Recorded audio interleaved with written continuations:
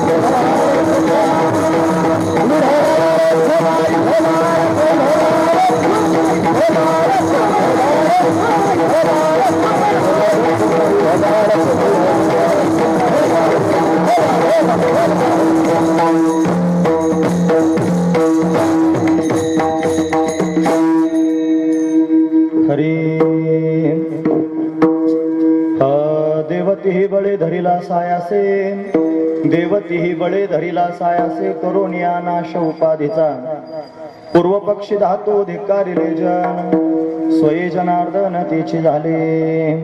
प्रस्तुत प्रसंगी कीर्तन रूपी सेवेकरिता निवडलेला अभंग जगद्गुरु जगतवंदनीय सर्वांच्या अंतकरणाचा अधिष्ठान असणारे माऊली तुकोबाराय यांचा 3 चरणांचा आणि भगवंताचे अनन्य भक्त असणारे साधू संत या सर्वांनी अतिशय सायासन परमात्मा प्राप्त करून घेतला. देव त्यांनी धरला, त्याचं वर्णन करून सांगणारा अशा पद्धतीचा हा अभंग आहे. या अभंगामध्ये माऊली तुकोबाराय आपल्याला काय प्रतिपादन करून सांगतात तत्पूर्वी आपण एकदा संतांना नमन करूया. श्री संतांची माता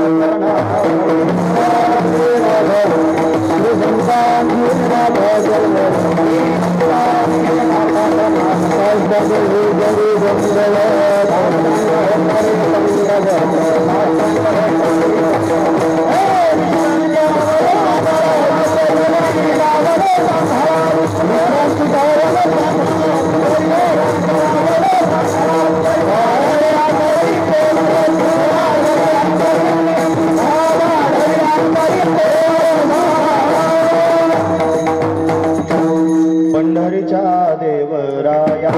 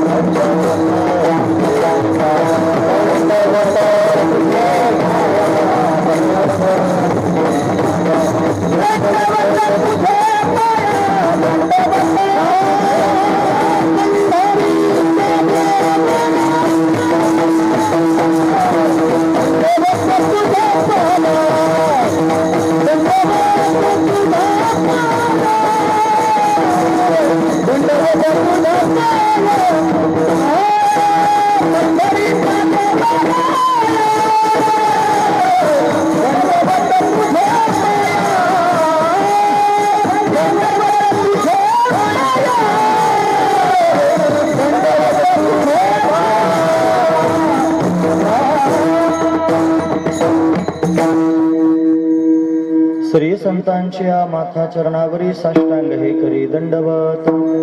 विश्रांती पावलो सांभाळा उत्तरी, वाढले अंतरी प्रेम सुख. देवतीही बळे धरिला सायासे, देवतीही बळे धरिला सायासे, करोनिया नाश उपाधीचा, पूर्व पक्षी धातू धिक्कारिले जन, स्वये जनार्दन तेची झाले. प्रस्तुत प्रतिवर्षीप्रमाणे याही वर्षी होणार आपला हा अखंड हरिनाम सप्ताह. या सप्ताहातील असणारी ही 4थ्या क्रमांकाची भगवंताची कीर्तन रूपी सेवा ही अकारण करुणावरून आले. भक्त काम कल्पद्रुम भगवान पांडुरंग परमात्म्याच्या अथांग करुणेने, त्याच्या दयेने आणि या सर्व संयोजक मंडळींच्या माध्यमातून, विशेष करून हरिभक्तीपरायण श्री शिरोळे महाराज आहेत, त्यांच्या माध्यमातून आमच्या वाटेला आलेले आहे. सेवेकरिता निवडलेला अभंग जगद्गुरु तुकोबरायांचा आहे आणि जगद्गुरु तुकोबरा अभंगाच्या माध्यमातून साधू संतांनी भगवंताची प्राप्ती करून घेतली आणि ती कोणत्या पद्धतीने करून घेतली याचं विशेष रूपाने वर्णन करून सांगतात. काय सांगतात महाराज? महाराज म्हणतात, त्या भगवंताच्या प्राप्तीकरिता वेडे झालेल्या सर्व साधू संतांनी अट्टहास केला आणि बळजबरीनं देव धरला आणि देवाला त्यांनी स्वतःच्या हृदयामध्ये साठवून ठेवलं, त्याला आपलंसं करून घेतलं. बळजबरीनं त्यांनी महाराज परमात्म्याला प्राप्त करून घेतलं. देवतीही बळे धरिला, त्यांनी देव बळजबरीनं धरला. काय करून? सायासे, सायास करून त्यांनी देव धरला. देवतीही बळे धरिला सायासे. कशाकरिता सायास केले? सायास केलं म्हणजे नेमकं काय केलं? मग सांगतात, करोनिया नाश उपाधीचा, उपाधीचा नाश केला महाराज. सायास केले म्हणजे उपाधीच घालवली, परमात्म्यावर असणारी उपाधी. वास्तविक पाहता देव आहेच, देव नाही अशी जागाच नाही. एखादा जर म्हटला ना तुम्हाला, तुम्ही ऐकतात ना सर्वजण, एखादा जर तुम्हाला म्हणत असेल सांगा तुमचा देव कुठे आहे, मग त्याला उत्तर द्यायचं नाही, त्याला प्रश्न विचारायचा. काय प्रश्न विचारायचा? त्याला विचारायचं, सांग आमचा देव कुठे नाही. तो जर म्हटला ना कुठे आहे तुमचा देव, त्याला म्हणायचं कुठं नाही ते सांग. याचा अर्थ काय होतो? याचा अर्थ सगळ्याच ठिकाणी परमात्मा व्याप्त आहे. मग सगळ्या ठिकाणी जर परमात्मा आहे तर मग तो परमात्मा आपल्याला दिसत का नाही? परमात्मा आपल्याला भेटत का नाही? आपल्याशी बोलत का नाही? दिसत नाही, भेटत नाही, बोलत नाही. त्याचं कारण त्यांनी शोधलं पाहिजे. त्याचं कारण आहे उपाधी. परमात्मा आहेच महाराज, पण त्या परमात्म्यावर उपाधी आलेली आहे, त्याच्यावर आवरण आहे आणि म्हणून तो परमात्मा आपल्याला दिसत नाही, भेटत नाही, आपल्याशी बोलत नाही. ती उपाधी घालवली की परमात्मा आहेताच आपल्याला प्राप्त झालेलाच आहे. तो आपल्यापासून कधीच दूर जात नाही. काही गोष्टी स्वतःपासून फार जवळ असतात पण स्वतःला दिसत नाही. आपले डोळे आहेत की नाही? डोळे, सगळ्यांना डोळे आहेत. हे डोळे टाकणे किती जवळ आहेत डोळ्यांना? सगळ्या जगाला डोळे टाकणे महाराज दाखवतात. सगळं जग पाहायचं असेल तर कारणीभूत कोण आहे? डोळे. सगळ्या जगाला दाखवणारे ही डोळे हे स्वतःला पाहू शकत नाहीत महाराज. या डोळ्यानं त्यांनी डाव्या डोळ्यानं उजव्या डोळ्याला पाहायचं ठरलं, उजव्या डोळ्याने डाव्या डोळ्याला पाहायचं ठरलं. किती प्रयत्न केले म्हणजे डोळ्यांना एकमेकाला पाहता येईल? नाही पाहता येणार. डोळा जवळ आहे म्हणून तो तर इतका जवळ आहे की त्याला पाहताच येत नाही स्वतः. तसा देव सुद्धा जवळ आहे आणि इतका जवळ आहे की त्याला त्यांनी सहजासहजी पाहता येत नाही. का? ते आपलं स्वरूपच आहे. महत्वाची गोष्ट आहे. मग एवढा जवळ आहे, आपलं स्वरूप आहे, मग दिसत का नाही? त्याचं कारण त्याच्यावर आवरण आलेलं आहे आणि ते आवरण आहे म्हणून तो दिसत नाही. मग सायास कशाकरिता केले? बळ कशाकरिता लावलं? हे बळ लावलं, सायास त्यांनी केले आवरण घालवण्याकरिता. त्यांनी देव धरला, पण कसा धरला? बळजबरीने धरला. काय केलं? सायास केले. आणि कशाकरिता सायास केले? नाश केला महाराज उपाधीचा. देवतीही बळे धरिला सायासे, करोनिया नाश उपाधीचा. उपाधीचा नाश करून परमात्मा धरला. मग कुठून सुरुवात केली? कशी काय त्यांना उपाधी घालवता आली ते तरी सांगा. मग सांगू लागले, पूर्व पक्षी धातू धिक्कारिले जन. पूर्व पक्षी म्हणजे सुरुवातीला परमार्थ करायला सुरुवात केली किंवा देवाच्या मागे त्यांनी धावू लागले. देव त्यांनी पकडायचा आहे, देव धरायचा आहे, देव आपलासा करून घ्यायचा आहे. मग हा उपक्रम ज्यावेळेला अंतकरणापासून सुरू केला त्यावेळेला सुरुवात कुठून केली असं जर म्हणत असाल तर पूर्व पक्षी म्हणजे सुरुवातीला धातू धिक्कारिले जन. धातू म्हणजे संपत्ती आणि जन म्हणजे लोक. या दोन लोकांचा धिक्कार करून टाकला महाराज. महत्वाची गोष्ट आहे. ज्याला देव पाहिजे ना त्याने या दोन लोकांचा धिक्कार केल्याशिवाय देवापर्यंत जाता येत नाही. तर फक्त शहाजूकपणा शिल्लक राहतो. जास्त शहाजूकपणा करण्यात काय अर्थ असतो महाराज? ज्याला देव पाहिजे त्याला देवच पाहिजे असतो, त्याला लोक नको असतात. ज्याला देव पाहिजे त्याला देवच पाहिजे असतो, त्याला धन नको असतं. म्हणून त्यांनी महाराज धनाच्या उपाधीत अडकत नाही, जनाच्या उपाधीत अडकत नाही. जन आणि धन त्यानं गवताच्या काडी समान करून टाकलेला असतो, हा त्याचा स्वभावच आहे. म्हणून पूर्व पक्षी धातू धिक्कारिले जन आणि स्वय जनार्दन तेची झाले. स्वतःच ते जनार्दन स्वरूप झाले, देव स्वतःच झाले. जनार्दन झाले म्हणजे काय? ते स्वतःच देव आहेत. त्यांचं देवत्व त्यांना कळालं आणि देव स्वरूपात झालं. महत्वाची गोष्ट वा म्हणे महाराज कळालं देव आपल्या जवळच आहे, आपणच त्याला चांगली पाहू शकतो, आपल्या जवळ प्रगट होऊ शकतो, सगळ्या गोष्टी खऱ्या आहेत. मग आम्हाला लगेच प्राप्त झालं पाहिजे, काय केलं पाहिजे सांगा. हो म्हणे जरा स्थिर राहा, थोडं सावकाश चला, हळूहळू चाला. हळूहळू चालल्यानं देवापर्यंत जाता येईल. मग काय हळूहळू चालायचं म्हणजे काय करायचं पहा, सगळ्यांना परमात्मा भेटेल पण घाई करून चालणार नाही. तुका म्हणे असे नचले तातडी, याला तातडी चालत नाही. मग अनुभवे गोडी येईल कळू, अनुभवानच त्या परमात्मा स्वरूपाची गोडी आपोआप आपल्याला कळू लागेल. आणि ती गोडी एकदा का आपल्याला कळाली की मग त्यांनी बाकीच्या सगळ्या विषयांची रसाची त्यांनी गोडी संपून जाईल. पण आत्मसुखाची गोडी विटे जो का सकळ विषय असं त्यांनी म्हटलं जातं. ज्याला आत्मस्वरूपाची गोडी लागली, ज्याला परमात्मा स्वरूपाची गोडी लागली, तो बाकीच्या सगळ्या विषयांपासून त्यांनी महाराज दूर होतो ना, त्याला विषयाचा वीट येतो. अशी अवस्था त्याची निर्माण होते. फक्त हळूहळू चाललं पाहिजे. तुका म्हणे असे नचले तातडी, तातडी चालत नाही, घाई करून चालणार नाही. म्हणून सावकाश केलं तर त्या मुद्द्यापर्यंत जाता येईल. अनुभव त्यांनी घेत घेत त्या गोडीपर्यंत जाऊन पोहोचता येईल. साधू संतांनी देव धरला, पण कसा धरला, सावकाश तिथपर्यंत जाऊन पोहोचले आणि अनुभवानं परमात्मा स्वरूपाची गोडी घेतली. हा त्यातला भाव आहे. असा अभंगाचा सरळ अर्थ पाहण्याचा आपण प्रयत्न केला.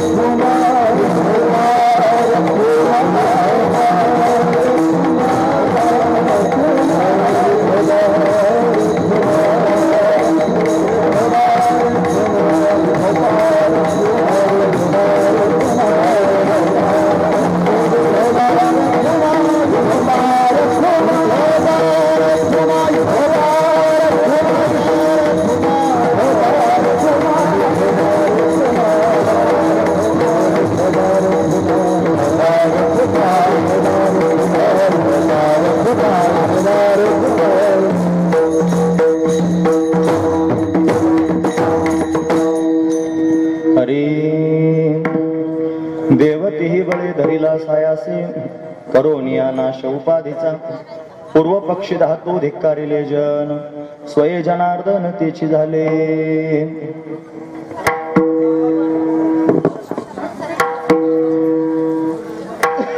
पुढे पुढे सरका, थोडेसे थोडे थोडे पुढे सरका, न बोलता सारखा पुढे न बोलता. या पुढेच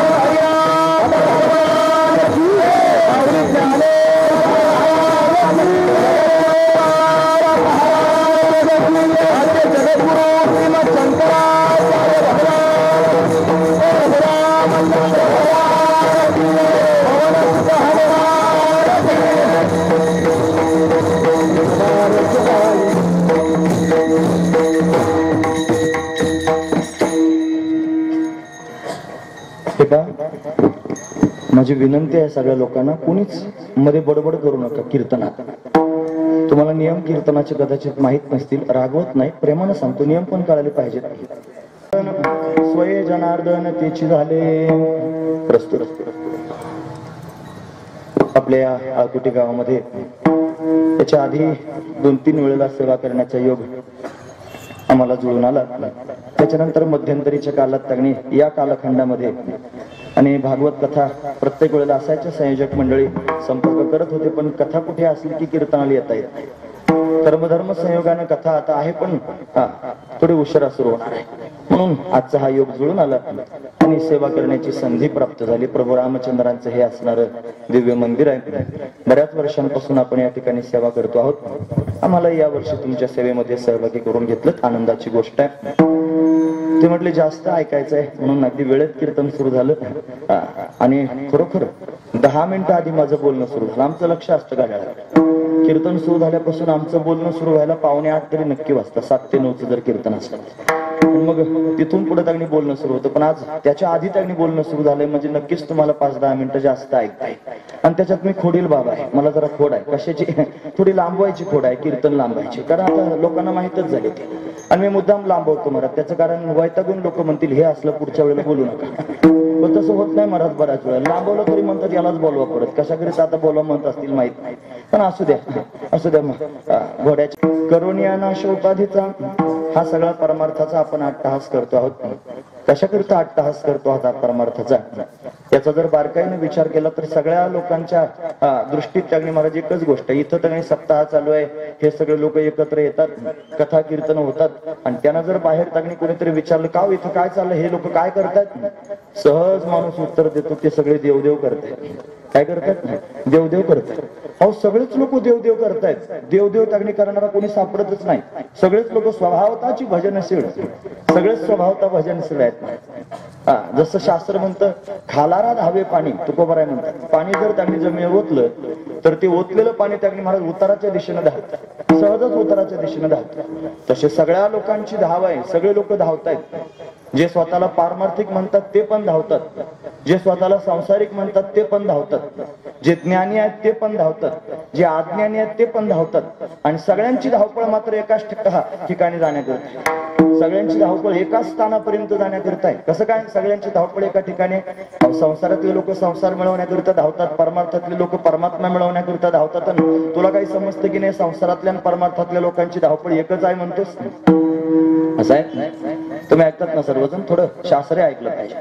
शास्त्र म्हणतं सगळेचे सगळे जीव हे मुमुक्षु आहेत, सगळेच जीव मुमुक्षु आहेत. सगळेजण मुमुक्षु म्हणजे काय, अहो मुमुक्षु हे शब्दच पहिल्यांदा आम्ही ऐकतो आहोत. तू म्हणतो मुमुक्षु आहेत सगळे लोक, मुमुक्षु म्हणजे काय, हा मुमुक्षु कळण्याकरिता सगळ्यात आधी मोक्ष कळावा लागेल. जर मोक्षच नाही कळाला तर मुमुक्षु कळणारच नाही महाराज. मोक्ष म्हणजे काय, आधी अवघड व्याख्या सांगतो मोक्षाची. मोक्षाची व्याख्या आहे कारण सह वर्तमान जगताची निवृत्ती आणि ब्रह्मस्वरूपाची प्राप्ती, याचं नाव आहे मोक्ष. आणि ती जर नाही कळाली व्याख्या तर दुसरी व्याख्या आहे आत्यंतिक दुःखाची निवृत्ती आणि परमानंद सुखाची प्राप्ती, याचं नाव आहे मोक्ष. असा असणारा जो मोक्ष, त्याचा उलगडा करून सांगतो. प्रत्येक माणसाला असं वाटतं की माझ्याजवळ दुःख कधीच नसतं, सगळ्या प्रकारचं दुःख माझ्या जीवनातून कायमस्वरूपीच जावं, मज लागी दुःख व्हावे, आयसू कोणी भावे ना जीवे. कोणालाच वाटत नाही मला दुःख व्हावं. एखाद्याला वाटतं का महाराज मला दुःख व्हावं, संसारिकाला वाटतं का दुःख व्हावं, नाही वाटत. पारमार्थिकाला तरी वाटतं का दुःख व्हावं, अजिबात नाही वाटत. म्हणजे त्याच्या मनात एकच भाव आहे, दुःख निघून जा. आणि दुसरं त्यागणी महाराज वर्णन काय वर्णन आहे, त्याला जसं दुःख आवडत नाही तसं त्यागणी महाराज सुख त्याला अपेक्षित आहे. संसारिक माणसाला तेच अपेक्षित आहे आणि पारमार्थिकाला सुद्धा तेच अपेक्षित आहे. परमानंद सुखाची प्राप्ती व्हावी असं प्रत्येकाला वाटतं. सुखम सर्वाय रुच्यते, सर्वांना सुख अपेक्षित आहे. म्हणजे प्रत्येक जीवाला असं वाटतं की दुःख नसावं आणि प्रत्येक जीवाला असं वाटतं कायमस्वरूपी सुख असावं. म्हणून दुःख जाणं आणि कायमस्वरूपीचं सुख प्राप्त होणं हे जे त्यागणी महाराज लक्षण आहे, हे त्यागणी महाराज मोक्षाचं लक्षण. पण खरा मोक्ष तर हाच आहे, म्हणजे सगळ्या जीवांना मोक्षच प्राप्त करायचा आहे. पण काय होतं माहितीये का, संसारातली माणसं दुःख घालवण्याकरिता वेगळ्या प्रकाराने प्रवास करतात. ते त्यांनी दुःख घालवतात, पण कोणतं, 3 प्रकारचं दुःख असतं, 3 प्रकारचे ताप आहेत. आध्यात्मिक ताप, आधिभौतिक ताप, आधिदैविक ताप, हे 3 ताप. आध्यात्मिक ताप म्हणजे शारीरिक व्यथा, आधिभौतिक ताप म्हणजे भौतिक पदार्थांपासून होणारा उपद्रव, आणि आधिदैविक ताप म्हणजे देवतांपासून होणारा उपद्रव. एवढ्या उपद्रवापासून स्वतःला सुरक्षित ठेवणं, याच्याकरिता सगळ्यांचा अट्टहास चालला. सगळ्यांना वाटतं एवढं गेलं म्हणजे झालं. हे पहा, या 3 प्रकारच्या तापांचा नाश त्यांनी होत असतो, त्याची निवृत्ती होत असते. पण ती त्यांनी महाराज परमार्थाच्या माध्यमातून केली तर वेगळी होते आणि संसाराच्या माध्यमातून केली तर वेगळी होते.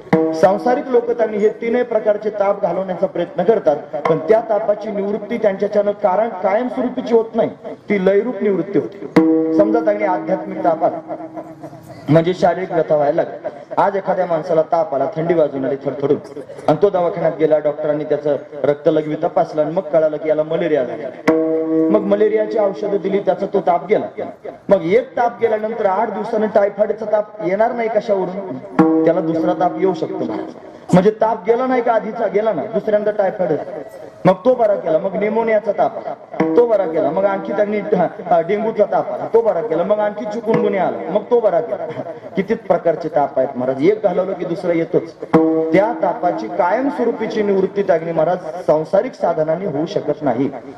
तापाची जर कायमस्वरूपीची निवृत्ती व्हायची असेल, त्याला आत्यंतिक निवृत्ती जर करायची असेल तर कशानं होईल, आणि ती एकाच साधनानं होईल, त्याचं नाव आहे ज्ञान.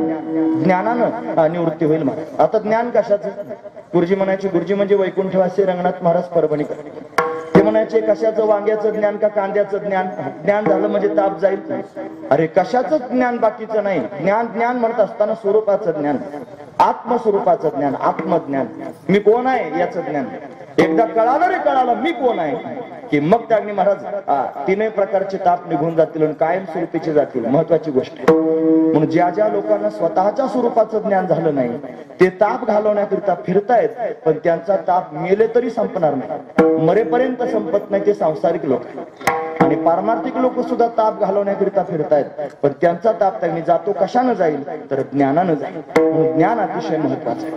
म्हणून त्यागणी महाराज या ज्ञानाच्या माध्यमातून त्यागणी महाराज आत्यंतिक दुःखाची निवृत्ती होईल, ताप निघून जाईल आणि परमानंद सुखाची प्राप्ती होईल. आणि मग ते त्यागणी महाराज आपल्याला स्वतःचं स्वरूप अशा पद्धतीने कळेल. मी कोण आहे हे कळेल. आपल्या स्वतः जवळच ते परमानंद सुख आहे. आपल्या स्वतः जवळच त्यागणी महाराज ते साठवलेलं आहे. आपण स्वतः सुखरूप आहोत. पण लोकांना हे कळत नाही. लोकांना त्याचं ज्ञान नाही. माऊली ज्ञानोबा आहे प्रकर्षानं सगळ्या लोकांना सांगतात महाराज. अगदी आता हसाना आवर्जून सांगतात. ते म्हणतात, अरे सगळे तुम्ही देवदेव करणारे आहात आणि देवदेव म्हणून फिरता आहात, पण तुम्हाला खरंच देव म्हणजे काय माहित झालंय का? ते म्हणतात, देव देव म्हणून व्यर्थ का फिरस, उगच का देवदेव म्हणून फिरतोस? निज देव नेनसे मुळी कोणी.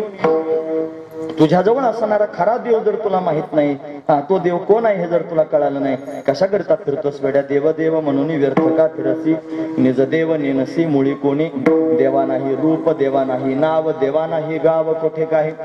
देवाला रूप नाही, देवाला नाव नाही, देवाला गाव नाही. देव कुठे सर्वत्र व्यापक आहे, ठराविक एका ठिकाणचा नाही. तो व्यापक आहे महाराज सर्वत्र. म्हणून ज्ञानदेव म्हणे भजा आत्मदेवा आणि अखंडित सेवा करा त्याची. आत्मा हाच देव आहे आणि त्या देवाची सेवा करा. महत्वाची गोष्ट आहे महाराज. म्हणून आधी आत्मदेवाला जाणलं पाहिजे आणि त्या देवाला जाणून त्यांनी परमार्थातला प्रवास सुरू केला पाहिजे. जर या देवाला जाणलं नाही तर बाहेरचा देव दिसणार नाही महाराज. देवा वाचून काहीच नाही. देवच देव आहे सगळे. आत पाहिलं तरी देवच आहे, बाहेर पाहिलं तरी देवच आहे. हा जो देव शब्द आहे ना, याचा जर बारकाईने विचार केला तर हा देव शब्द त्यागणी महाराज व्याकरणाच्या दृष्टीने पाहिलं तर दिव नावाच्या धातूपासून तयार होतो. दिव म्हणजे जो दिव्यत्व दाखवणार आहे. या जगतामध्ये त्यागणी महाराज एक दिव्यत्व आहे, ज्याला डिवाइन पॉवर म्हणतात, दिव्य असणारी शक्ती म्हणतात. ती दिव्य शक्ती त्यागणी महाराज कणाकणात ओतप्रोत व्याप्त आहे, संपूर्ण जगताचं अधिष्ठान आहे. आणि ती दिव्य शक्ती सहजासहजी सर्वांना कळत नाही. आणि न कळण्याचं कारण त्यागणी महाराज त्याच्यावर काहीतरी आवरण आहे, त्याच्यावर काहीतरी झाकण पडलेलं आहे, त्याच्यावर काहीतरी टोपण आहे, म्हणून ते दिसत नाही महाराज. सगळीकडे आहेच, परमात्मा नाही अशी जागा नाही. म्हणून तोच त्यागणी आतमध्ये आहे, तोच बाहेर आहे. त्या देवाला 3 रूपानं पाहिलं जातं. गुरुजी वर्णन करून सांगायचे 3 प्रकारचा देव असतो. पहिला देव त्यांनी सांगितला तो त्यागणी महाराज सगुण निराकार असणारा देव आहे. जो त्यागणी महाराज सगुण आहे पण निराकार आहे. एक सगळ्यात आधी त्यांनी त्याचं स्वरूप सांगितलं, तो निर्गुण निराकार. पहिला देव सांगितला निर्गुण निराकार, दुसरा देव सांगितला सगुण निराकार आणि तिसरा देव सांगितला सगुण साकार. किती देव झाले? 3 देव झाले. देव एकच आहे म्हणतोस आणि परत 3 सांगतोस. अहो एकाच देवाचे 3 रूप आहेत महाराज. तोच देव आहे पण 3 रूपानं पाहायला मिळाला. जो निर्गुण निराकार म्हणवला जातो, ज्याला नाव नाही गाव नाही, अनेक लोक त्याला गॉड म्हणतात महाराज. गॉड हे गॉड का म्हणतात माहिती आहे तुम्हाला? त्याचा अर्थ भरलेला आहे. GOD 3 आहेत ना शब्द. GOD God. जी म्हणजे काय? जनरेटर. ओ म्हणजे काय? ऑपरेटर. आणि डी म्हणजे काय? डिस्ट्रॉयर. म्हणजे त्यागणी महाराज जनरेटर म्हणजे निर्माण करणारा, ऑपरेटर म्हणजे त्यागणी महाराज त्यांना सांभाळणारा, ऑपरेट करणारा, आणि डिस्ट्रॉयर म्हणजे त्यागणी महाराज त्याचा लय करून टाकणारा. हे गॉड शब्दाचा अर्थ आहे ना. म्हणून त्याने काही लोक त्याला गॉड म्हणतात, कोणी आणखी कोणत्या नावानं हात मारत असेल. तो देव एकच आहे महाराज, पण तो वेगवेगळ्या रूपानं पाहायला मिळतो. लोक त्याला वेगवेगळ्या दृष्टीने पाहतात, ज्याची जशी दृष्टी त्याला तो देव पाहायला मिळतो. 3 प्रकारने देव पाहिला जातो. पहिला देव त्यागणी महाराज निर्गुण निराकार आहे, त्याला नाव नाही गाव नाही असा असणारा देव. दुसरा देव त्यागणी सगुण निराकार आहे. तो सगुण निराकार का म्हणवला जातो त्याचं कारण आहे, तो दिसायला तर सगुण दिसतो पण ठराविक एका आकारात नाही. तो अनेक आकार धारण करून येतो. या मंडपाच्या रूपात तोच आहे, या खांबांच्या रूपामध्ये तोच आहे, या मंदिराच्या रूपात तोच आहे, त्याच्यात मूर्ती होऊन त्यांनी उभा तोच आहे. हा माईक पण तोच झालेला आहे, हे मृदंग पण तोच झालेला आहे, हे टाळ पण तोच झालेला आहे. हे सगळं की सगळं तोच झाला महाराज. त्याच्या वाचून काहीच नाही पण ठराविक एक आकार नाही. जर तोच सगळीकडे व्याप्त आहे, मग एवढे त्यांनी रूप का दिसतात? त्यांना अनेक रूप धारण केलेले आहेत. विठ्ठल विस्तारला जनी, असं त्यांनी म्हटलं जातं. विठ्ठल व्यापक त्रिभुवन, आणि तोच विठ्ठल मुनी मानसी, मुनिजनांच्या अंतकरणामध्ये वास्तव्य करतो. तो सर्वत्र व्यापक आहे. म्हणून कणाकणामध्ये अनेक रूपांनी त्यांनी भरलेला हा देव आहे. देव त्यांनी कणाकणात भरलेलाच आहे. म्हणून विश्वाला व्यापून शिल्लक राहिलेला आहे. देव भरला चराचरी, चराचरात त्यांनी व्याप्त असणारा हा परमात्मा, आणि त्याला सगुण निराकार असं म्हणतात. आणि तिसरा त्यांनी देवाचा प्रकार जर पाहायचा ठरला तर तो सगुण साकार. तो सगुण आहे आणि साकार, आकारानं त्यांनी प्रत्यक्ष प्रगट होतो. म्हणून सगुण साकारही होणारा तो परमात्मा आहे. 3 रूप परमात्म्याचे, एकच परमात्मा 3 रूपानं पाहायला जातो. प्रयाग क्षेत्रामध्ये आणि एकदा काय झालं, ऋषी मुनींचा संवाद सुरू झाला. भरद्वाज मुनी तिथे वास्तव्य करतात. भरद्वाज मुनी वसहु प्रयागा, रामायणात वर्णन. पण तिथे त्यांनी वास्तव्य करतात. याज्ञवल्क्य ऋषी आले महाराज तिथे, आणि 1 महिनाभर सगळ्या लोकांचा सत्संग झाला. अनेक ऋषी मुनी आले, सगळ्यांचा सत्संग झाला. आणि सत्संग झाल्यानंतर त्यांनी महाराज 1 महिन्याचा कालावधी संपून गेला, आणि सगळे लोक आपापल्या स्थानावर जाण्याकरिता निघाले. सगळे लोक जात असताना भरद्वाज मुनींनी याज्ञवल्क्य ऋषींना थांबवलं, आणि थांबून त्यानं विनंती केली, महाराज हे सगळे जात आहेत, गोष्ट खरी आहे, पण माझ्या मनात एक शंका शिल्लक राहील. ही शंका तेवढी मला विचारायची आहे. कोण मला सोडून दिली ही शंका? तुमच्याशिवाय मला कोणी समर्थ दिसत नाही. कृपा करा माझ्यावर, माझ्या मनातली त्यांनी शंका घालून टाका. मग म्हणे, विचारा तुम्हाला काय शंका आहे? म्हणे, आम्ही देवाविषयी ऐकतो. तो देव त्यांनी अनेक रूपानं प्रगट होतो, अनेक युगांमध्ये प्रगट होतो. तो सत्ययुगामध्ये प्रगट झाला, तो वराह नरसिंहासारखी रूप धारण करून आला. तो त्रेतायुगामध्ये त्यांनी प्रत्यक्ष प्रगट झाला, तो राम रूपात प्रगट झाला. मग राम रूपामध्ये देव प्रगट झाला म्हणतात. आणि तो दशरथाच्या घरी जन्माला आला देव, राम रूपाने जन्माला आला देव, आणि दशरथाच्या घरी आला. आम्ही तर त्यांनी वेदाचं चिंतन करत असताना असं पाहिलं की देव हा सगळीकडे व्यापक आहे. देव हा सर्वांच्या हृदयात त्यांनी बसलेला आहे. देव निर्गुण निराकार आहे असं त्यांनी महाराज सांगितलं जातं. तुम्ही म्हणता दशरथाच्या घरी देव जन्माला आला राम रूपामध्ये, ही मला उलगडत नाही. नेमकं कोणता देव खरा समजतो? म्हणे, पहिला राम दशरथ का बेटा, दुजा राम घट घट में बैठा, तिजा राम जगत पसारा, चौथा राम सबसे न्यारा. 4 प्रकारचे राम सांगितले. कोणता राम त्यांनी खरा समजायचा मला तुम्ही सांगा. मग त्यांनी एका वाक्यात उत्तरे द्या नियमानुसार सांगायला सुरुवात केली. ते म्हणलं, सोही राम दशरथ का बेटा, सोही राम घट घट में बैठा, सोही राम जगत पसारा, सोही राम सबसे न्यारा. एकच राम आहे, एकच देव आहे महाराज. पण तो देव त्यांनी एवढ्या रूपाने एकटाच नटलेला आहे. देव नटला नाना परी, अनेक प्रकारानं तो देव नटलेला आहे. तो एकच आहे, आणि एक असणारा देव एवढ्या रूपांमध्ये पाहायला मिळतो. सोही राम दशरथ का बेटा, तोच राम दशरथाचा मुलगा झाला.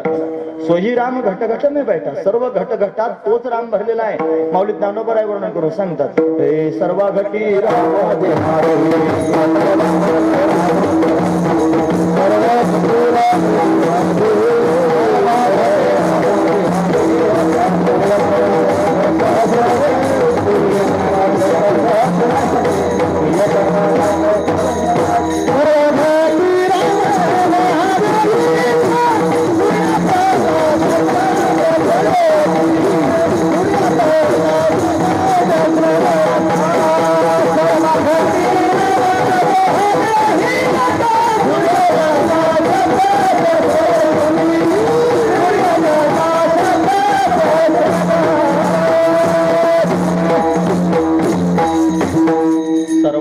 राम देहादेही एक, सूर्यप्रकाशक सहस्र रश्मी. जसा एकच सूर्य आहे पण सहस्र किरण त्यांनी एकाच वेळेला प्रकाशित करतो, तसा एकच देव आहे पण तो सर्व घटघटात गच्च भरलेला आहे. म्हणून सर्वांच्या ठिकाणी असणारा जो आत्मा आहे तोच राम आहे. म्हणून आत्माराम त्याला म्हणायचा. हा आत्माराम, सोही राम घट घट में बैठा. हे सर्वजण आपण घटच आहोत महाराज. घट म्हणजे गाडगे, आणि ब्रह्मदेवानं निर्माण केलेली गाडगे आहे. आणि या गाडग्यामध्ये तो देव वास्तव्य करतो. महत्वाची गोष्ट आहे, तो सगळ्यांचा एकच आहे महाराज. तो कोणी कोणत्या पंथाचा असेल, कोण्या धर्माचा असेल, कोण्या तगणी वर्णाचा असेल, कोण्या आश्रमाचा असेल, कोणाचा मुलगा असेल, कोण कसा असेल, काही असू द्या, ज्याच्यामध्ये त्यांनी महाराज हालचाल आहे, ज्याच्यामध्ये चैतन्य आहे, ते चैतन्य त्यांनी महाराज त्या परमात्म्याच आहे. कोणी माना अगर नका म्हणा, पण चैतन्य मात्र परमात्म्याच आहे. तो आत्मा त्याच्यात कुटस्थ रूपानं वास्तव्य करतोय. तो त्यागणी महाराज तिथे स्थिर आहे सर्वांच्या हृदयामध्ये. एरवी सर्वांच्या हृदय देशी मी अमुका आहे ऐसे जे बुद्धीस पुरे अहर्निशी ते वस्तुगामी. भगवान स्वतःच वर्णन करून सांगता सर्वांच्या हृदयामध्ये तो परमात्मा व्याप्त. म्हणून घट मे तोच राम. सोही राम जगत पसारा. तोच संपूर्ण जगताचा पसारा झालेला आहे आणि तोच सगळ्यांपेक्षा वेगळा आहे. म्हणून 3 प्रकारानं तोच पाहिला जातो. जो निर्गुण निराकार रूपानं पाहिला जातो. साधू संतांनी त्याचं निर्गुण निराकार वर्णन करून सांगितलं. मौली ज्ञानोबराय वर्णन करून सांगतात. कसा आहे तो देव? हे सत्य ज्ञानानंद गगनाचे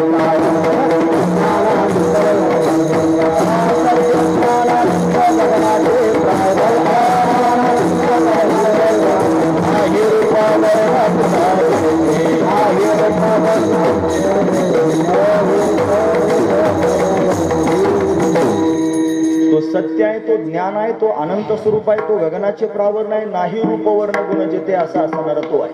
त्याला निर्गुण निराकार म्हणतात.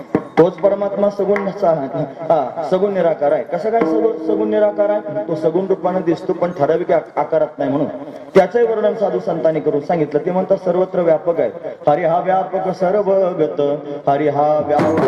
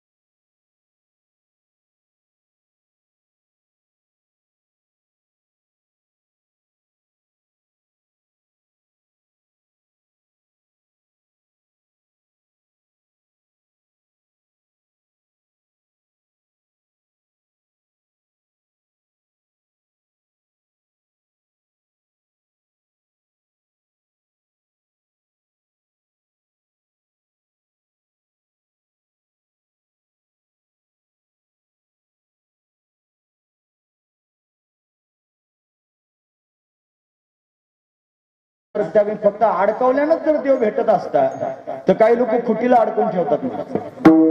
मग खुटीला अडकून ठेवली माळ, किती वर्षानंतर खुटीला देवाचं दर्शन झालं. हे नरड म्हणजे काय खुटी आहे वय माळ अडकून ठेवायला. फक्त अडकून ठेवायचं झालं म्हणे काम आमचं, घातले आम्ही माळण झाला देव देव, असला नसतो देव. हे टंगळ मंगळ देव देव काय कामाचं नाही. संसारातली माणसं देवाचा विचार करणार नाही याच्यात काय नवल आहे. आम्ही बुवा झालो, आम्हाला त्यांनी चांगलं झोपा लागतात, आम्हाला भाकरी दणकून जातात, मरा घेरे अशा मोठ्याला वाढायला लागतात. आम्ही त्यांनी आठवड्याला किलो किलोनं वाढायला लागतो. का बरं माहितीये, आम्हाला काही तळमळ नाही, आम्हाला वाटतच नाही देव भेटतो म्हणून. तुम्हाला पटतंय पण बऱ्याच वेळेला माझं म्हणणं लोकांना पटतं माझं, पण पटून सुद्धा मुंडकं हलवता येत. त्याचं कारण एवढंच आहे, ते खरं असतं. आणि मी खरं बोललो की माझ्या आईला सुद्धा राग येतो, मग लोकांना येणार नाही याच्यात काय नवलं, येणारच ना, राग येण्यासारखंच बोल नाही. मग आईला राग आला तरी मला वाईट वाटत नाही, कारण खरं आहे ना ते, तिला राग येतो येऊ करता. पण राग जरी येत असला तरी खरं बोलत जावं माणसं. म्हणून त्यांनी अगदी वस्तुस्थिती आहे, ज्याला देव पाहिजे, जो देवाच्या प्राप्तीकरिता तळमळ करतोय त्याच्या जीवनात अशी अवस्था निर्माण होते. आणि नसलच कळत तर तुकोबारांचं प्रमाण सांगतो, देवाच्या प्राप्तीकरिता त्यांना कशी अवस्था तयार झाली सांगू. हे जीवना वेगळी मासोळी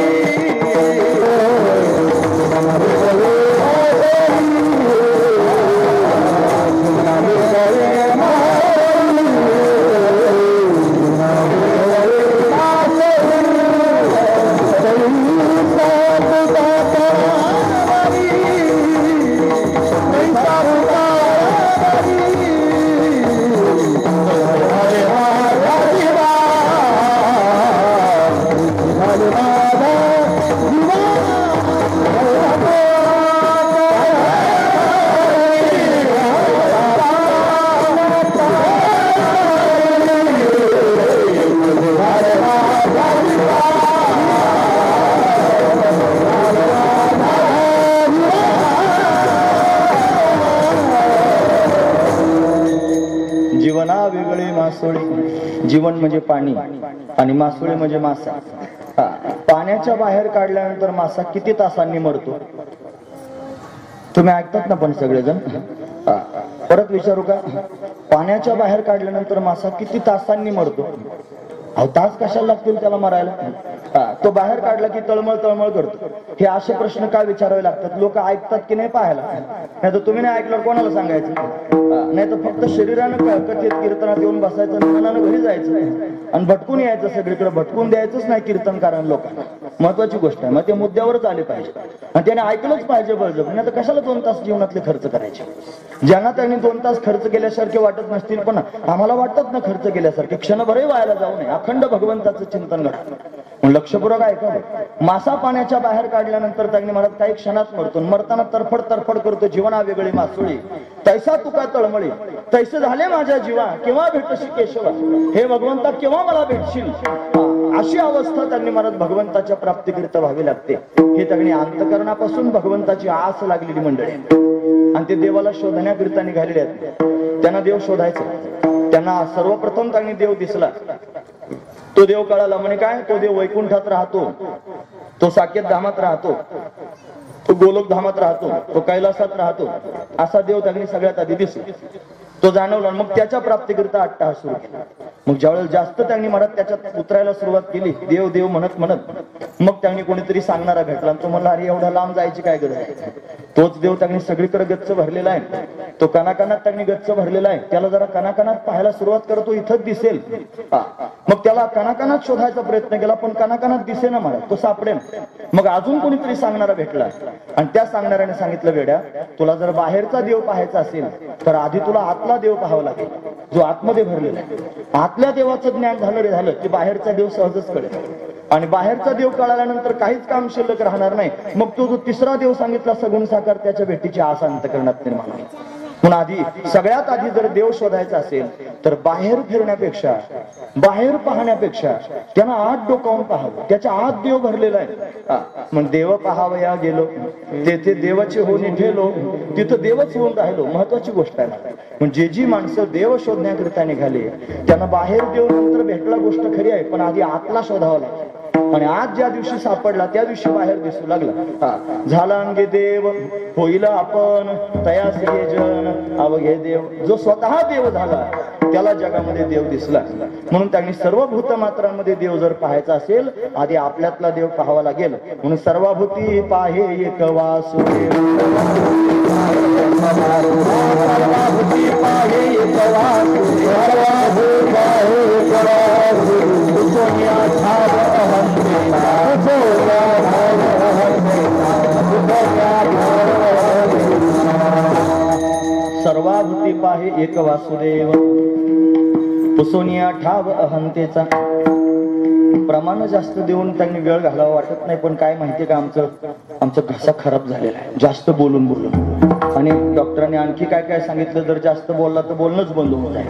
म्हणून उपाय सांगितला, कोरडा पडता कामा नये, पाणी पिलं पाहिजे. मग पाणी पिण्यापुरतच प्रमाण देतो आम्ही. नाहीला जातं काय करावं त्याच्यात. देवाचं संप्रदायाच्या नियमानुसार पाहिलं तर कीर्तनात खाणं पिणं वर जास्त, पाणी सुद्धा नाही पिलं पाहिजे. पण देव जोडे तरी करावा आदर. हे कीर्तनात पाणी पिल्यानंतर मला नरकात जावं लागत असेल भगवंताचं कीर्तन करून, त्याच्यात जर मी पाणी पितोय म्हणून जर एखादा मला म्हणेल तू नरकात जाशील, मी 1000 जन्म नरकात राहायची तयारी अंतकरणात ठेवू नये. 1000 जन्म जरी नरकात जावं लागलं तरी चालेल, पण हे कीर्तन सोडायचं नाही. पाणी पिईन त्याच्यात आणि भगवंताचं चिंतनच करेन, महत्वाची गोष्ट आहे. काही नियम आहेत संप्रदायाचे, पण आता मला प्यावं लागतं, मी काय करू. त्याला नाही जर पिलं तर उद्या माझं बोलणं बंद होईल, आणि ते बंद झालं तर मला भगवंताचं चिंतन नाही करता यायचं. लोक ज्याच्या त्याच्या घरी राहतील आनंदात, माझा जीव जागेवर तळमळ करेल. म्हणून पितोय पाणी मी, असू द्या. म्हणून परमात्मा जर त्यांनी भेटावा असं वाटत असेल तर आधी आत शोधलं पाहिजे, मग त्यांनी बाहेर दिसेल. म्हणून त्यांनी सर्वभूती पाहे एक वासुदेव, सर्व भूतमात्रांमध्ये परमात्मा पाहता येईल. पण केव्हा, वसोनिया ठाव अहंतेचा, मी कोण आहे याचं आधी ज्ञान शोधलं पाहिजे. आहे मी हा कोण करावा विचार, म्हणे ज्ञानेश्वर निवृत्तीचा. मी कोण आहे आधी विचारा, आणि त्या दिवशी मी कोण आहे हे विचाराल त्या दिवशी त्यांनी महाराज उत्तर येईल की मी त्यांनी कोण आहे. मी वासुदेव स्वरूप आहे हे कळतं, पण विचारल्यानंतर कळतं. महाराज वर्णन करून सांगतात, तो वासुदेव तत्व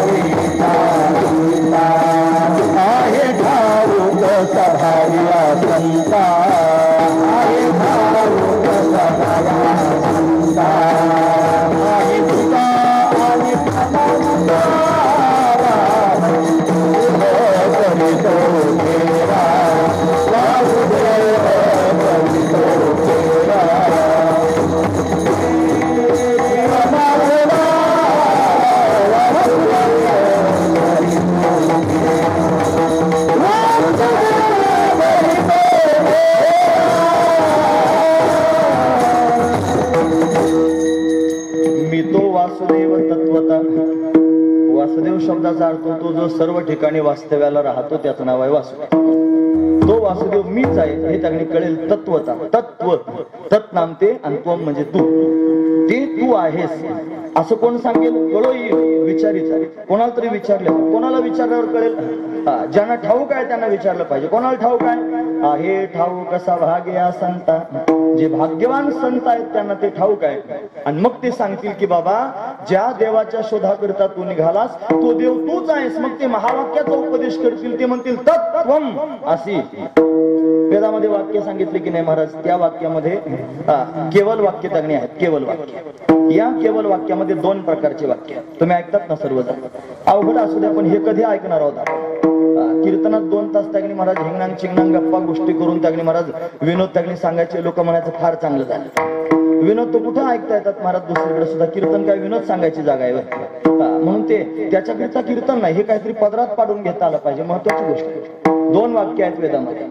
एक केवळ वाक्यातले 2 भाग आहेत. एक अवांतर वाक्य आणि दुसरं महावाक्य. अवांतर वाक्य म्हणजे काय, ज्या वाक्यामध्ये फक्त जीव स्वरूपाचं वर्णन किंवा फक्त परमात्मा स्वरूपाचं वर्णन आहे त्याला अवांतर वाक्य म्हणायचं.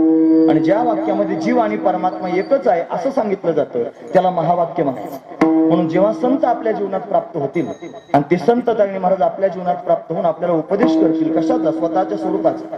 आपण अनादिकालापासून अविद्येच्या निद्रेत झोपलेलो आहोत. मौली ज्ञानोबा सांगतात, तैसा अविद्येची निदा विश्व स्वप्नाचा हा धांदा आणि भोगित होता प्रबुद्ध अनादिकालापासून तो त्यांनी भोगतोय अविद्येच्या निद्रेमध्ये. तो महावाक्याचे नावे गुरु कृपेचे थावे, माथा हातू ठेविला नव्हे थापटीला जैसा. श्रीगुरु त्याच्या जीवनात प्राप्त होतात.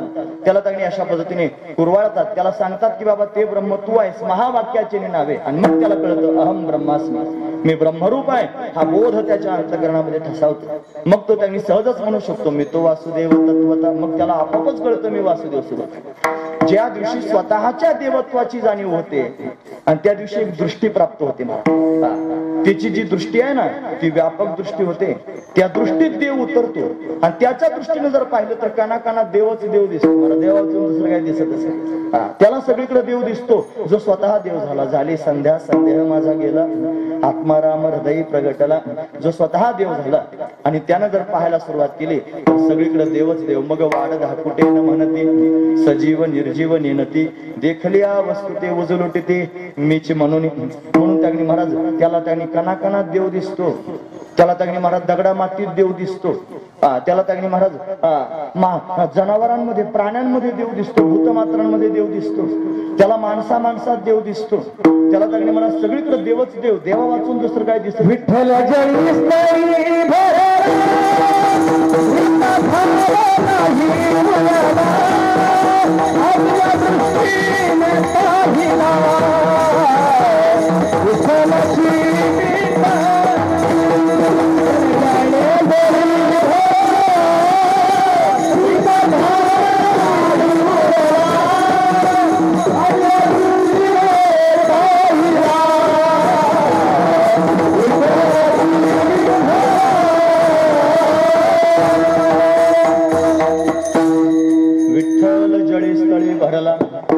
रिता ठाव नाही उरला. आजम्या दृष्टीने पाहिला विठ्ठलाची किंवा अजून प्रमाणे विठ्ठल विस्तारला जनी. सप्तही पाताळे वरून विठ्ठल व्यापक त्रिभुवनी. हे सगळे प्रमाण आपण पाहतो की नाही. सर्वत्र विठ्ठलच विठ्ठल आहे. नाम परमात्माच आहे. कणाकणात परमात्मा व्याप्त आहे. पण हा कणाकणातला परमात्मा दिसेल केव्हा, जेव्हा आतमध्ये त्यागणी मला तो परमात्मा प्रगट होईल. तुम्ही ऐकतात ना पण लक्षपूर्वक. मला या देवापासून त्या देवापर्यंत जायचं. देव एकच आहे पण त्याची रूप आहेत. 3 रूप आपण त्यांनी पाहतो. पहिलं रूप आपण पाहिलं आत्मस्वरूप देव. दुसरा देव आपण पाहतो कणाकणात व्यापक असणारा देव. आणि तिसरा देव आपण पाहतो सगुण साकार असणारा देव. मग पहिला देव तर आपण पाहिला श्री गुरु कृपेने कळालं ते ब्रह्म तू आहेस. मग आपल्यातला देव आपल्याला कळाला. ज्याला स्वतः मधला देव कळाला त्याला दृष्टी प्राप्त झाली आणि तो जगाच्या ठिकाणी आंधळा झाला. मला सहज मी आंधळा गा निज निराकार पंथे वृत्ती हे निवृत्त झाले. जनन दिसे तेथे मी माझे हरपले. ठाई जेथेच्या तेथे अदृश्यतेची झाले. काही दृश्य जे होते सुखे मी निजलो गा. शून्य सारोनी तेथे त्रिकुट शिखरी गा. दान मिळे आई ते टाकिली पात्र झोळी धर्माशा. कोल्हाळ चुकविला त्रिगुणाचा ओळसा. ऊर्ध्वमुखे आळविला सोहम शब्दाचा नाद. आरूप जागविला दाता घेऊन छंद. महाराज वर्णन करून सांगतात ही दृष्टी प्राप्त व्हावी लागेल. ही दृष्टी ज्या दिवशी मिळेल त्या दिवशी जगातला देव दिसेल. खंत आहे महाराज. खंत सांगतो. खंत एवढीच आहे की लोकांना कानाकानात देव दिसत नाही. सांगितलं जातं मला. सगळे लोक म्हणतात. आता हे जे मी बडबड तुमच्या समोर करून दाखवले की आत्मा देव आहे, कानाकानात देव आहे, किती लोकांना माहित नाही. हे सगळ्यांनाच माहिती आहे. सगळेजण त्यांनी सांगतात सगळ्या लोकांना माहिती आहे सगळीकडे देव भरलाय. सहज बोलता बोलता गप्पा मारता लोक म्हणतात देव तर सगळीकडेच भरलेला. पण सगळीकडे जरी भरला असला तरी फक्त भरला हे कळून चालणार नाही. दिसावा लागेल. मग म्हणण्यापेक्षा दिसला पाहिजे. किती लोकांना कानाकानात दिसतो हे सांगा. किती लोकांना कानाकानात दिसतो. बरं जाऊ द्या कानाकानात दिसला नाही. निदान प्राणी मात्रांमध्ये तरी दिसावा ना. प्राणी मात्रांमध्ये सुद्धा दिसत नाही. जाऊ द्या प्राणी मात्रांमध्ये नाही दिसला. माणसांमध्ये तर दिसावा ना निदान. फक्त माणसांमध्ये. माणसातही दिसत नाही. जाऊ द्या बाकीच्या माणसांमध्ये नाही दिसला. बाहेरच्या लोकांमध्ये नाही दिसला. आपल्या परिवारात जेवढे 5-10 माणसं आहेत तेवढ्या माणसात तर दिसावं निदान देव. घरातल्या लोकांमध्ये त्याच्यातही दिसत नाही. बरं जाऊ द्या त्याच्यात नका दिसना. ज्याने आपल्याला जन्म दिलाय त्या आईबापात तर दिसावं ना. पण त्याच्यातही दिसत नाही. लोक त्याला लाथा घालतात. का लाथा घालतात? देव दिसला असता तर लाथा घातल्या असते का आई बापाला? आज वाईट परिस्थिती आहे महाराजी. सांगण्याची गरज आहे. फार शहाजूतपणा लोकांच्या समोर दाखवायचा, लोकांना सांगायचं, घरात आई बापाला लाथा घालायच्या. त्याला मूर्ख म्हणतात. माऊली ज्ञानोबांनी मूर्खाची व्याख्या मूर्ख म्हणून त्याला सांगितली. ते म्हणतात नाहीतरी घरी माता पितरा धड बोली नाही संसारा आणि विश्वभरे आदरा मूर्ख जायचा. तो मूर्खच आहे महाराज. घरी आई बापा बरोबर नीट बोलत नाही आणि लोक त्याच्या पाया पडतात आणि त्याला महाराज म्हणतात आणि बाकीचं अमुक ढमुक सगळं सांगितलं जातं. तो विश्वभरे आदर विश्वात आदराला प्राप्त झाला, पण तो मूर्ख आहे. माऊलींचे शब्द आधी सांगितले बरं, नाही तर बऱ्याच वेळेला जर प्रमाण नाही सांगितलं ना महाराज असं जर बोललं तर मला यायची शक्यता असते, पण सप्रमाण बोलत जा, पण आधी प्रमाण सांगितलं मग तो मूर्खच आहे. म्हणे पाच दिसला तर त्यांनी महाराज आधी मायबापांमध्ये बघावा, मग हळूहळू परिवारात बघावं, मग परिवारात दिसलं की हळूहळू त्यांनी नातेवाईकांमध्ये बघावं, मग हळूहळू सगळ्या माणसांमध्ये बघावं, मग हळूहळू प्राणी मात्रांमध्ये बघावं, आणि मग कणाकणात व्याप्त असणारा बघावा. पाहण्याची दृष्टी प्राप्त व्हावी आणि हळूहळू त्याला पाहत चाल. नाथ महाराजांनी त्यांनी महाराज काशीवरून पाणी आणलं आणि रामेश्वराला घालण्याकरिता निघाले. देवानंच परीक्षा पाहिली. देवानं काय केलं? देवानं गाढवाचं रूप धारण केलं आणि गाढवाचं रूप धारण करून वाळवंटात पाणी पाणी करत त्यांनी गाढव हातपाय खाऊ लागले. नाथाने कावड घेऊन रामेश्वराला निघाले होते. थांबले ना महाराज तिथेच. गायगायनं जवळ गेले, कावड खाली टेकवली. वास्तविक पाहता कावड खाली टेकवायची नसते, ठिकाण्यावर जाऊस तर खाली टेकवली, खाली बसले, मांडीवर गाढवाचं मस्तक घेतलं आणि कावडीतलं पाणी गाढवाला पाजलं. लोक म्हणले बघा हे बावलं, रामेश्वरला पाणी वाचायचं आणि इथंच लागले गाढवाला पाजायला, काय करायचं? अहो असं काय करतात? रामेश्वराला नाही यायचं का? नाथ महाराज म्हणले माझा रामेश्वर इथंच आहे, तुम्हाला कुठे दिसत असेल बघा. म्हणजे त्या साधू संतांना प्राणी मात्रात देव दिसला. आपण त्याच्या विरुद्ध आहोत. आपल्याला माणसात प्राणी दिसतात. हा वस्तुस्थिती आहे. ज्ञानोबरायांना रेड्यात देव दिसला, ते जयदेव स्वामी होते ना त्यांना घोड्यात देव दिसला, जगमित्र नागा होते त्यांना वाघात देव दिसला, नामदेव महाराजांना कुत्र्यात देव दिसला, तुपाची वाटी घेऊन त्याच्या मागे पळू लागला. त्याच्यानंतर त्यांनी महाराज तुकोबरायांना बैलात देव दिसला, नाथांना गाढवात देव दिसला. किती प्रमाण सांग. या सगळ्या साधू संतांना प्राणी मात्रात देव दिसला आणि आपल्याला माणसात प्राणी दिसतात. निदान माणसात माणूस तरी दिसावं ना. सगळ्यात मोठा धर्म तर हाच आहे महाराज, की माणसानं माणसाबरोबर माणसासारखं वागावं. धर्मच आहे. तर लोक माणसालाच माणूस म्हणायला तयार नाही. देव कधी म्हणतील माणसाला? महत्वाची गोष्ट आहे मला. माणसाला काही म्हणतात, एखाद्याला जर फारच समजून सांगितलं कळालं नाही, त्याला राघव हे गाढवा इकडे, माणसाला गाढव म्हणतात. एखादा फारच जड डोक्याचा असला तर हे टोनग्या, समजत नाही का तुला? माणसाला टोनगा म्हणतात. माणसाला बैल म्हणतात, टोनगा म्हणतात, गाढव म्हणतात. आमच्या नगरची भांडणं कधी जर तुम्ही ऐकले असेल तर तुम्हाला माहित नाही. नगरी लोक फार डेंजर भांडतात महाराज. आम्ही नगरच्या जवळ आहोत ना, फार चास म्हणजे आमचं 10-12 किलोमीटर. जर भांडायला लागले दोन नगरची माणसं अशी उभे राहत असत आणि भांडण विकोपाला गेल्यावर एकमेकांकडे कुत्र्या माणसाला कुत्रा म्हणतात. महत्वाची नगरी भाषा आहे थोडीशी आमची, पण ऐकण्यासारखं आहे महाराज. का सांगतोय कशाकरिता? अहो लोक माणसात देव पाहायचं लांबच राहिलं, माणूस सुद्धा पाहत नाही. त्याच्यात गाढव, कुत्रा, बैल हे सगळे त्यांनी महाराज प्राणी दिसतात. अरे पण का? हे का दिसतात? त्याचं कारण फक्त आली नाही त्याचं नाव आहे नजर, फक्त झालं नाही त्याचं नाव आहे ज्ञान. माणसामध्ये केव्हा देव दिसेल? जेव्हा आपल्यातला देव कळेल. महत्वाची गोष्ट आहे. म्हणून मायबाप देव देव म्हणून जर फिरत असाल, देव जर शोधण्याचा प्रयत्न करत असाल तर बाहेर शोधू नका. आपल्या जवळ आहे देव. आपल्या जवळच्या देवाला आधी शोधा, त्याला प्राप्त करून घ्या. संत कृपेनं, श्रीगुरु कृपेनं त्याला ओळखा आणि तो ओळखू आला रे आला की मग सगळ्यांमध्ये देव पाहायला मिळेल. मग प्राणी मात्रांमध्ये देव दिसेल. ती खरी भक्ती आहे. जे जे भेटे भूत ते ते मानचे भगवंत. हा भक्तियोग निश्चित जाणं माझा. फार पोथ्या वाचल्या, फार वाऱ्या केल्या, फार सत्य जोडले म्हणजे काय परमार्थ होतो असा त्याचा अर्थ होतो का? अजिबात नाही. परमार्थ म्हणजे काय? अरे एखाद्या भुकेलेला अन्न देता आलं नाही, तहानल्या माणसाला कधी पाणी पाजण्याची दानच झाली नाही आणि एवढा मोठा गंध कपाळाला लावला, एवढी मोठी माळ गळ्यात घातली, केवढ्याला माळा असतात. फेकून मारली तर कान फुटल एखाद्याचा, अशा माळा असतात गळ्यामध्ये. आणि तहानलेला पाणी पाजित नाहीत, भुकेलेला कधी अन्न खायला देत नाहीत. हे परमार्थिक आहेत का? अजिबात परमार्थिक यांना म्हणायचं नाही. परमार्थ बाहेरून दाखवाय करता नसतो. परमार्थ तर आत उतरलेला पाहिजे. हा ओरिजिनल प्रॅक्टिकल परमार्थ आहे महाराज. याच्यात देव बघा आणि देव पाहून त्याला त्यांनी महाराज सामोरं जा, त्याची भक्ती करा. हे अतिशय महत्वाचं आहे. आणि मग पुढच्या देवाकडे पदार्पण करा, मग पुढची वाटचाल सुरू करा.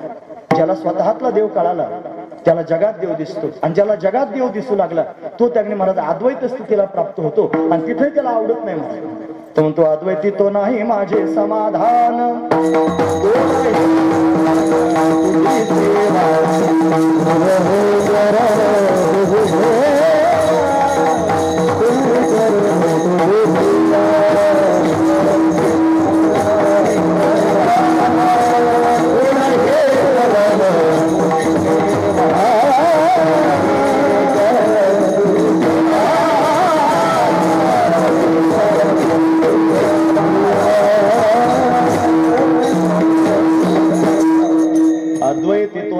माझे समाधान, गोड हे चरण तुझी सेवा. देवा अद्वैतात समाधान वाटत नाही रे. मी देव आहे, अहम ब्रह्मास्मी म्हणून त्यांनी तिथंच राहायचं आणि त्याच त्यांनी महिमेमध्ये मस्त राहायचं. देवा मला पटत नाही रे ते राहणं. तिथं मला स्थिरता प्राप्त झाली पण समाधान प्राप्त होत नाही. मग समाधानाकरता काय केलं पाहिजे? देव होऊन देवाचे भजन केलं पाहिजे. म्हणून त्यांनी महाराज देव झाले स्वतः आणि मग देवाचे भजन करू लागले. शिवो भूत्वा शिवम यजेत, स्वतः शिवस्वरूप झाले, स्वतः देव स्वरूप झाले आणि देव होऊन त्यांनी महाराज त्या देवाला समोर त्यांनी सगुण साकार करून उभं केलं.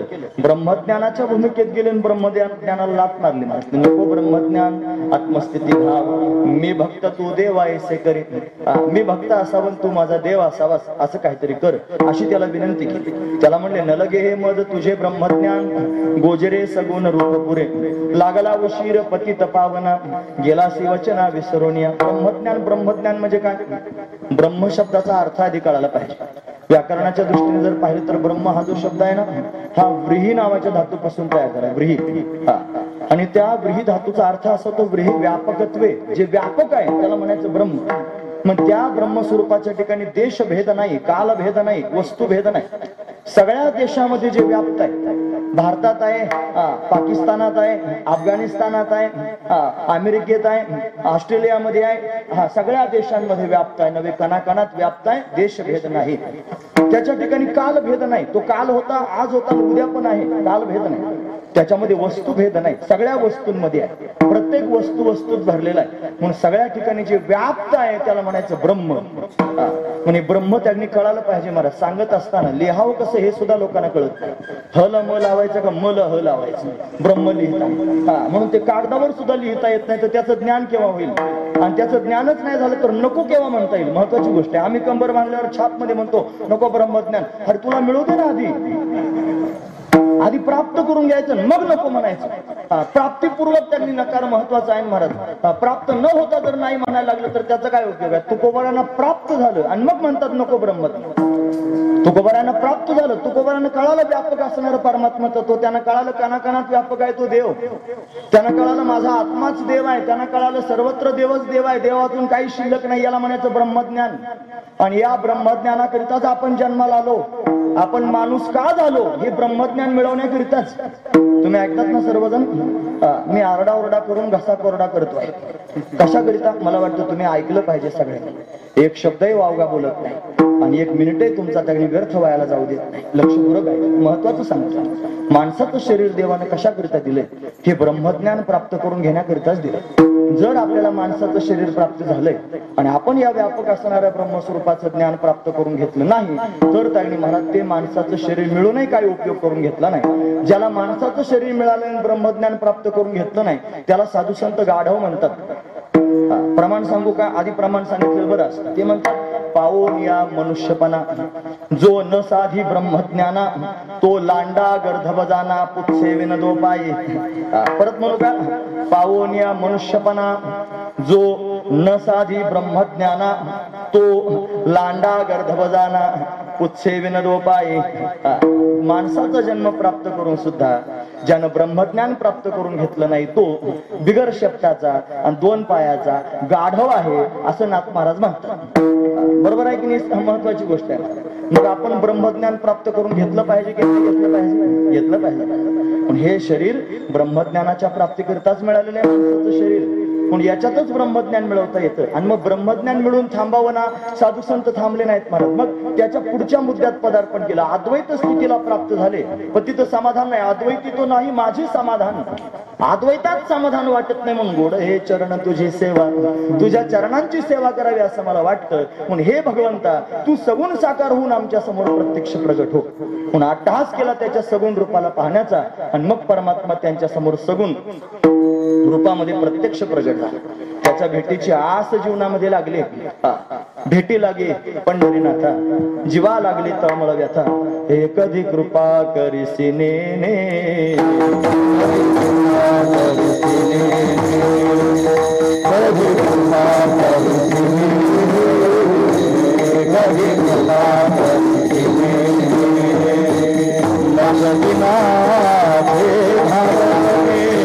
नगरी माझे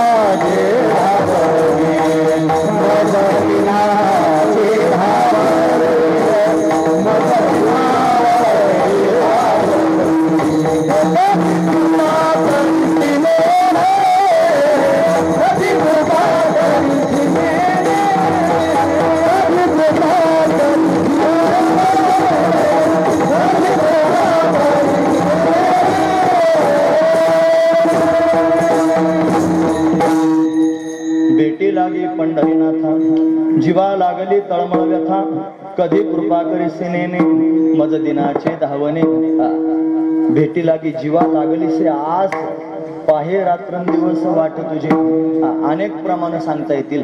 भेटी करता भगवंताच्या आस लागली आणि मग सर्वस्व त्याने भगवंताला देऊन टाकलं आणि मग त्याने मला त्या सगुण साकार रूपाची प्राप्ती करून घेतली. तो सगुण साकार देव आपलासा करून घेतला. महत्वाची गोष्ट, या मुद्द्यापर्यंत येण्याकरिता त्यांना आधी कणाकणातला देव पाहावा लागला. त्या कणाकणातल्या देवाला पाहण्याकरिता त्यांनी आधी स्वतःतला देव पाहावा लागला. 3 प्रकारचा. जर आपल्याला देवच हवा असेल, तुम्हाला माझं म्हणणं कळतंय ना, पण महत्वाची गोष्ट, ज्याला हवा असेल त्यानं कान उंच करून ऐका आणि लक्ष देऊन ऐका. ज्याचा परमार्थ खरोखर देवाच्या प्राप्ती करीत आहे त्यानं ऐका. त्याला विनंती करून मी सांगतोय की त्याने वेळ वायाला चाललाय, जीवन वायाला चाललंय, आयुष्य त्याने वायाला चाललंय, एक एक दिवस त्याने वायाला चाललाय. आणि तो देव जर प्राप्त नाही झाला तर काय आपण करणार आहोत? देव जर त्याने हातात सापडला नाही, आपल्याला धरताच आला नाही, मग काय करणार आहोत? मग तो देव धरण्याकरिता काय केलं पाहिजे? आधी श्री गुरूंच्या माध्यमातून आपल्यातला देव जाणार, मग तो जाणून घेतल्यानंतर दुसऱ्या देवात पदार्पण करा. तो त्यांनी कणाकणात व्याप्ताय, त्याला कणाकणात बघा आणि मग तो कणाकणात दिसल्यानंतर पुढची मजल मारा आणि त्याला सगुण साकार करून तुमच्या समोर उभं करा. सगळ्या संतांनी असंच केलं. आधी स्वतःला जाणलं, मग कणाकणात त्यांनी परमात्म्याला त्यांनी पाहिलं, त्याला ओळखलं आणि मग तो सगुण साकार करून पाहण्याचा भाव पोटात निर्माण केला आणि मग त्या भावापोटी परमात्मा त्यांच्या समोर उभा राहिला आणि उभं राहिल्यानंतर या संतांनी त्याच्या चरणाला मिठी घातली, नवे देवच धरला. तो त्यांनी धरून ठेवला, साठवला. महाराज हृदय बंदीखाना केला. आता विठ्ठल कोंडीला, त्याला कोंडूनच ठेवला, साठवला हृदयामध्ये. साठविला हरी जी हृदय मंदिरी, त्याने हृदयात साठवला. तो त्यांनी हृदयात बंद करून ठेवला. महत्वाची गोष्ट आहे महाराज, साठविला राहे हृदय संपुष्टी. हृदयाच्या संपुष्टामध्ये त्यांनी महाराज साठवला जातो. संपुष्ट आहे हृदय पेटी आणि करुणी पोटी साठवू, कितीतरी प्रमाण सांगता येतील. त्या सगळ्या लोकांनी देव धरला आणि धरून त्यांनी महाराज पोटामध्ये साठवला आणि तो साठवून त्यांनी महाराज समाधानी झाले. त्यांच्या चेहऱ्यावर समाधान पाहायला मिळत आहे. तुम्ही ऐकतात ना सर्वजण, आपण जी साधना करतो तीच साधना ते करत होते. तुकोबारांनी पण कीर्तन केली, प्रवचन केली, कथा केल्या. तुकोबारांनी वारी केली, तुकोबारांनी एकादशी धरली, तुकोबारांनी भजन केलं, तुकोबारांनी ग्रंथ वाचले. सगळे साधन तुकोबारांनी केले.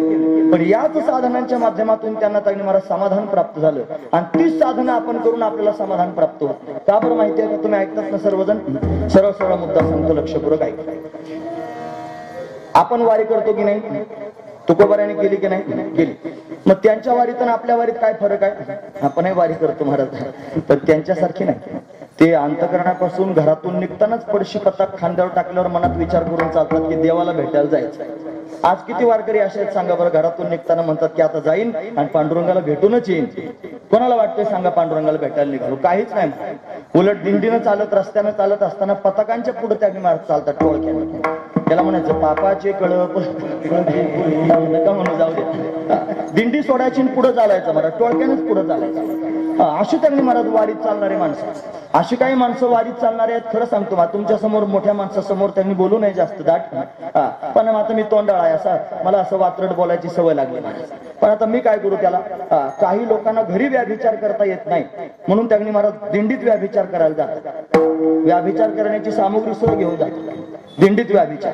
काही लोक दिंडीत त्यांनी चालतात आणि हातभर धूर काढतात महाराज.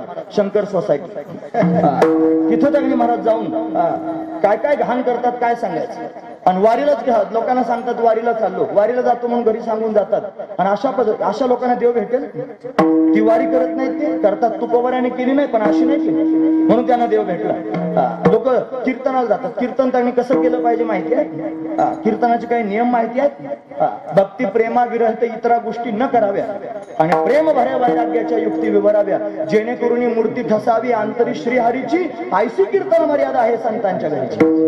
ही संतांच्या घरची कीर्तनाची मर्यादा आहे. नाचू कीर्तनाचे रंगी आणि ज्ञानदीप लावू जगी, ही संतांच्या घरची कीर्तनाची मर्यादा आहे. काय आपण कीर्तन करतो आहोत? हे जर आपण त्यांनी असंच टंगळ मंगळ करत असलो तर देव भेटेल या कीर्तनानं? अजिबात नाही भेटणार. लोक भजन करत नाहीत का? करतात ना महाराज भजन.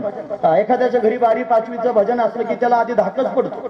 भजनी बोलायची म्हणजे सामुग्री आणावी लागेल. सगळ्या भजनांच्या मध्ये ताट आणून ठेवावं लागतं, त्याच्यात त्या पुड्या आणून ठेवाव्या लागतात. ज्याला गाढवं सुद्धा खात नाही ते पुडीत भरून विकलं जातं, ते समोर आणून ठेवायचं. आणखी काय काय त्यांनी महाराज त्याच्यात धूर काढायचं साहित्य आणून ठेवायचं. त्याला धाकच पडतो महाराज ज्याला भजन ठेवायचं त्या. मग भजनामधला त्यांनी मधली सुट्टी झाली, विठोर रखमाई बुक्का लावायला लागली की मग त्याला चहा पाजायचा. मग त्याला सगळं त्यांनी आणून द्यायचं आणि वरून भजन म्हणायचं. ह्या मोठ्याने करत त्यांनी भजन म्हणा सुरुवात. थोड्या वेळ थांबलं की म्हणायचं दुसऱ्या गावातलं भजनी आला असलं की म्हणायचं त्याला तोंड तरी उचकून दिलं काय?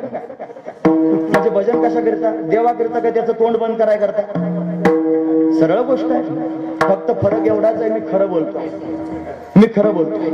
आणि सगळ्या लोकांसमोर कंबर बांधून माईक मधून जाहीर खरं बोलतोय. का खरं बोलतोय? त्याचं कारण लोकांनी जागं झालं पाहिजे आणि जाणीवपूर्वक त्यांनी खरी वारी काय आहे लक्षात घेतली पाहिजे. खरं कीर्तन कशाला म्हणायचं लक्षात घेतलं पाहिजे. खरं भजन कशाला म्हणायचं लक्षात घेतलं पाहिजे. खरी एकादशी कशाला म्हणायची? एकादशी दशमी पासूनच सुरू होते. आदल्या दिवशी एक भुक्त राहायचं, एकादशीच्या दिवशी निराहार राहायचं आणि द्वादशीच्या दिवशी पुन्हा एक भुक्त राहायचे. खरी एकादशी. आज एकादशी उद्या असली की आजच बायको म्हणते लवकर जास्त खाऊन घ्या, संध्याकाळी 2 चतकुरा जास्त टाकते, ते म्हणजे उद्या एकादशी आहे म्हणजे आज 2 आणतो. आणि एकादशीच्या दिवशी सकाळपासूनच सुरू होतो. लगेच ताबडतोब त्यांनी चहा पाणी दूध, लगेच ताबडतोब सफरचंद, मग वेपर्स, त्याच्यानंतर राजगिरा, त्याच्यानंतर अजून त्यांनी साबुदाणा 3 किलो, मग रताळे, मग बटाटे सगळे चांगले लागतं. दिवसभर खाण्याचं दणकून. आणि ती एकादशी त्यांनी होऊन गेली की दुसऱ्या दिवशी सकाळी परत बायकोनं म्हणायचं लवकर खाऊन घ्या बरं निहारी, कालची एकादशी आहे, याची एकादशी. अशा एकादशीने देव भेटत असतो काय? हे साधन नाही का मला तुम्ही सांगा? अहो त्यांची पण साधना आणि आपली पण साधना, पण एवढी साधना त्यांनी दोघांची सारखी असून सुद्धा त्याच्यात त्यांना देव भेटला आणि आपल्याला भेटला नाही. फरक आहे. त्यांना देव भेटला याच साधना. त्याने काय साधन केलं? त्याने कीर्तन केलं. नित्य करीतो कीर्तन, हेच माझे अनुष्ठान. तुकोबाराय म्हणतात. ते म्हणतात चित्ताचे आसन तुका करीतो कीर्तन. हे साधन आहे माझ्या जीवनामध्ये. कीर्तन ही साधना आहे. तुकोबाराने हीच साधना केली आणि या साधनेने त्यांना देव भेटला. आणि मी कीर्तन करून करून मरायला लागलो, अजून मला भेटत नाही का? माझ्या साधनेमध्ये दोष आहे, माझ्या साधनेमध्ये किलमिश आहे. या किलमिशाना युक्त मी साधना करतोय म्हणून मला समाधान नाही. माझ्या तोंडावर कायमच 12 वाजलेले आणि ते अखंड समाधान आहे.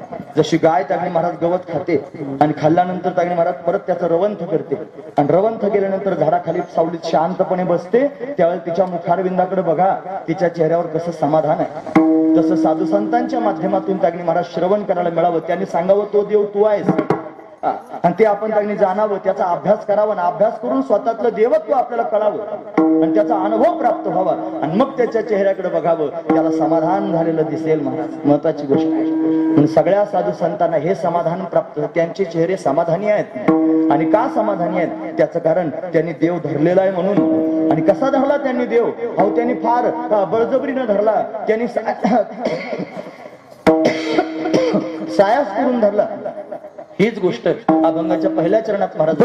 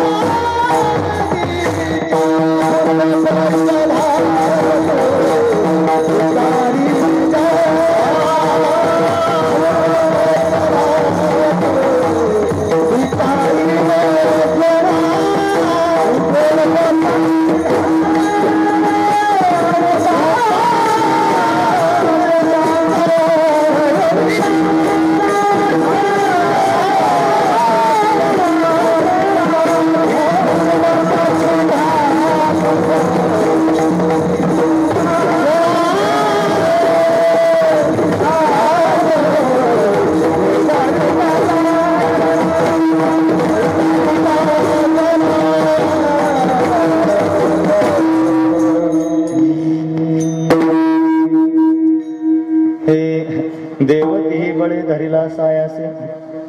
त्यांच्या चेहऱ्यावर का समाधान आहे? त्याचं कारण त्यांनी देव धरलाय म्हणून, त्यांना देव प्राप्त झालाय म्हणून, त्यांना देव साठवता आलाय म्हणून, त्यांना देव बाहेरचा कळालाय म्हणून, त्यांच्या समोर सगुण साकार रूपानं प्रगट झालाय म्हणून ते समाधानी आहेत. का समाधान आहे त्यांच्याकडे? त्याचं कारण आहे देवतीही बळे धरिला सायास. मग हे दोन शब्द कशाला घातले? बळ कशाला घातलं आणि सायास कशाला घातले? देव त्यांनी महाराज तुम्ही सांगितलं सगळ्या कानाकानात व्याप्त आहे, त्याच्यात देश भेद नाही, काल भेद नाही, वस्तू भेद नाही, सगळीकडे जर देव भरलेला आहे, मग त्याला धरण्याकरिता बळ कशाला पाहिजे? आणि त्याला त्यांनी धरण्याकरिता सायास कशाला पाहिजे? खरं सांगू का, देवाला धरण्याकरिता बळ नाही आणि देवाला धरण्याकरिता सायास नाही. मग देवावर आलेलं किलमीच घालवण्याकरिता सायास आहे, तर देवावर आलेलं किलमीच घालवण्याकरिता बळ आहे. आतमध्ये पण देव आहे, बाहेर पण देव आहे. पण या दोन्ही देवांवर चांगली महाराज आवरण आलेलं आहे. ऐकतात ना तुम्ही सर्वजण? लक्षपूर्वक आहे. आतमधल्या देवावर एक आवरण आहे आणि बाहेरच्या देवावर एक आवरण आहे. आतमधल्या देवावर काय आवरण आहे माहिती आहे? मी मी सगळ्यांच्या पोटात आहे ना मी. सगळ्यांच्या पोटात मी आहे.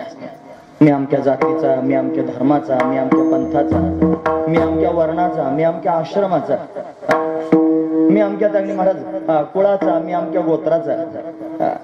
हे सगळं सगळं मीला धरूनच आहे महाराज. मी असा शहाणा, मी असा शहाजूक, हे चांगली प्रत्येक मनुष्य स्वतःला म्हणतोच ना महाराज. मी हा जो मी आहे ना, हा मी त्या परमात्म्यावर आवरण करून बसलाय. देव आत आहे पण दिसू देत नाही. कोण? तो मी. जोपर्यंत मी आहे तोपर्यंत देव नाही. आणि ज्या दिवशी देव प्रगट होईल त्या दिवशी मी राहणार नाही. महत्वाची गोष्ट आहे. जब मैं था तब हरी नहीं. तुम्ही ऐकतात ना? लक्षपूर्वक ऐका. जब मैं था तब हरी नहीं, अब हरी है तो मैं नहीं. प्रेम की गली आती साखरी है ज्यामे दोन समाय.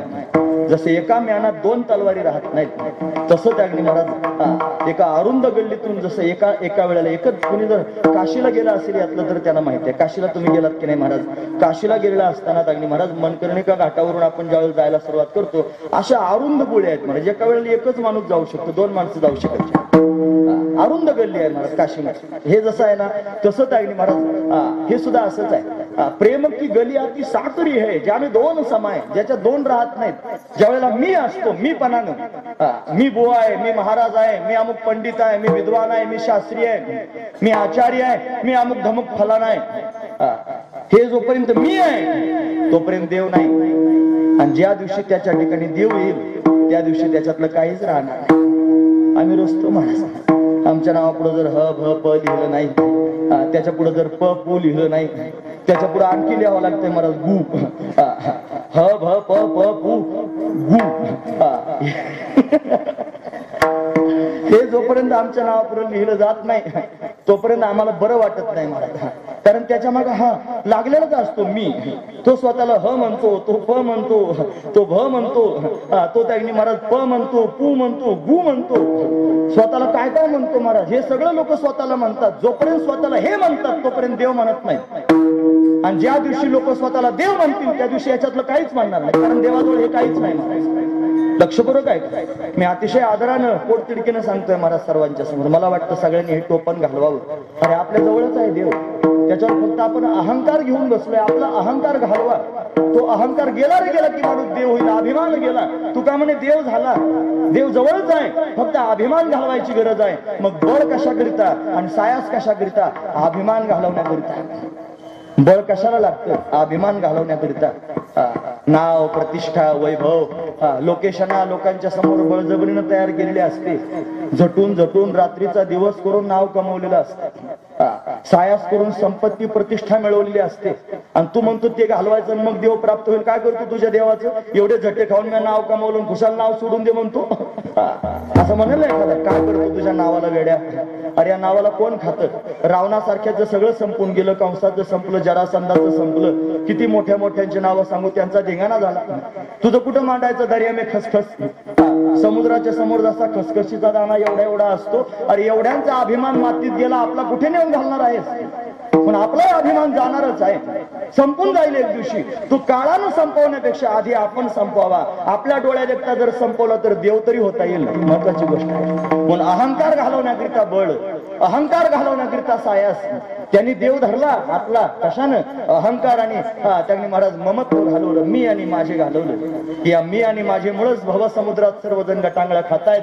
अहम ममतेची लवड सवडी माते नपवतीची बापुडी म्हणून जन्म मरणाची दुथडी ढवळी ती ठेली. प्रत्येकाजवळ अहम आहे आणि प्रत्येकाजवळ मम आहे आणि म्हणून सगळे लोक जन्म मरणाची परंपरा भोगतायत. ते देव होत नाहीत. म्हणजे देव झाले त्यांना जन्म मरण नाही. का बरं देव होता आलं? त्यांनी बळजबरीनं अहम आणि मम घालवले म्हणून त्यांना देव होता आला. आपला देव कळाला बळजबरीनं. बाहेर देव आहे आणि बाहेरचा देव जर त्यांनी महाराज पाहायचा असेल तर त्याच्यावरचं टोपण घालावं लागेल. त्याच्यावर टोपण कशाचं आहे महाराज? हे जगताचं नाम रूपात्मक टोपण. या जगतामध्ये 5 अंश आहेत. आस्ती, भाती, प्रिय, नाम आणि रूप हे 5 अंश आहेत महाराज. अस्तित्व आहे परमात्म्याचं. याच्यात भासतो कोण तर परमात्माच भासतो. भातित्व परमात्म्याचं आहे. प्रियत्व परमात्म्याचं आहे. हा गुलाबी रंग चांगला दिसतो ना, पिवळा चांगला दिसतो, हा बल्ब चांगला लागलेला आहे, किती सुंदर डेकोरेशन केलेलं आहे, हे सगळंचे सगळं अतिशय सुंदर केलेलं आहे, डोळ्याला दिसतं, प्रिय वाटतं. हे प्रियत्व कोणाचं? परमात्म्याचं. ह्या मंडपाच्या रूपानं कोण भासतंय? परमात्माच भासतो. आणि या मंडपामध्ये अस्तित्व कोणाचं आहे? परमात्म्याच आहे. अस्तित्व, भातित्व आणि प्रियत्व हे 3 गुण परमात्म्याचे आहेत. आणि याच्यात अजून 2 आहेत. त्याचं नाव आहे नाम आणि त्याचं नाव आहे रूप. या मंडपाला जे रूप आहे ना ते मायेच आहे आणि याला मंडप हे जे नाव आहे ना हे मायेच आहे. पण मायेचे 2 टाकणी गुण आहेत. म्हणून विश्वव्यापी असणारी जी माया आहे त्या मायेनं झाकण टाकलेलं आहे. महाराज म्हणतात हे विश्वव्यापी माया,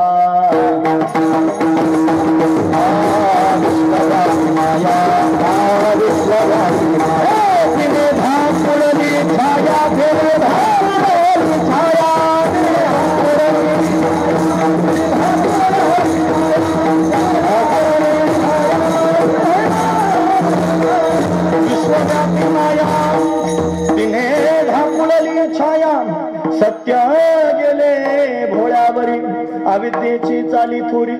विश्वव्यापी माया, माया रूपी आवरण पडलेलं नाम आणि रूपाचं. आपल्या सगळ्या लोकांना नाव दिसतं आणि आपल्या सगळ्या लोकांना रूप दिसतं.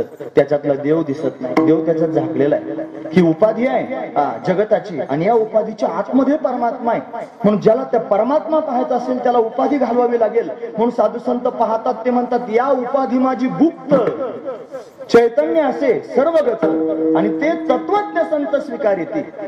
जसा हंस नावाचा पक्षी आहे त्याच्या समोर जर वाटीमध्ये दूध आणि पाणी एकत्र करून त्याने घातलं तर तो काय करतो? त्यातलं दूध पिऊन घेतो आणि पाणी तसंच ठेवतो.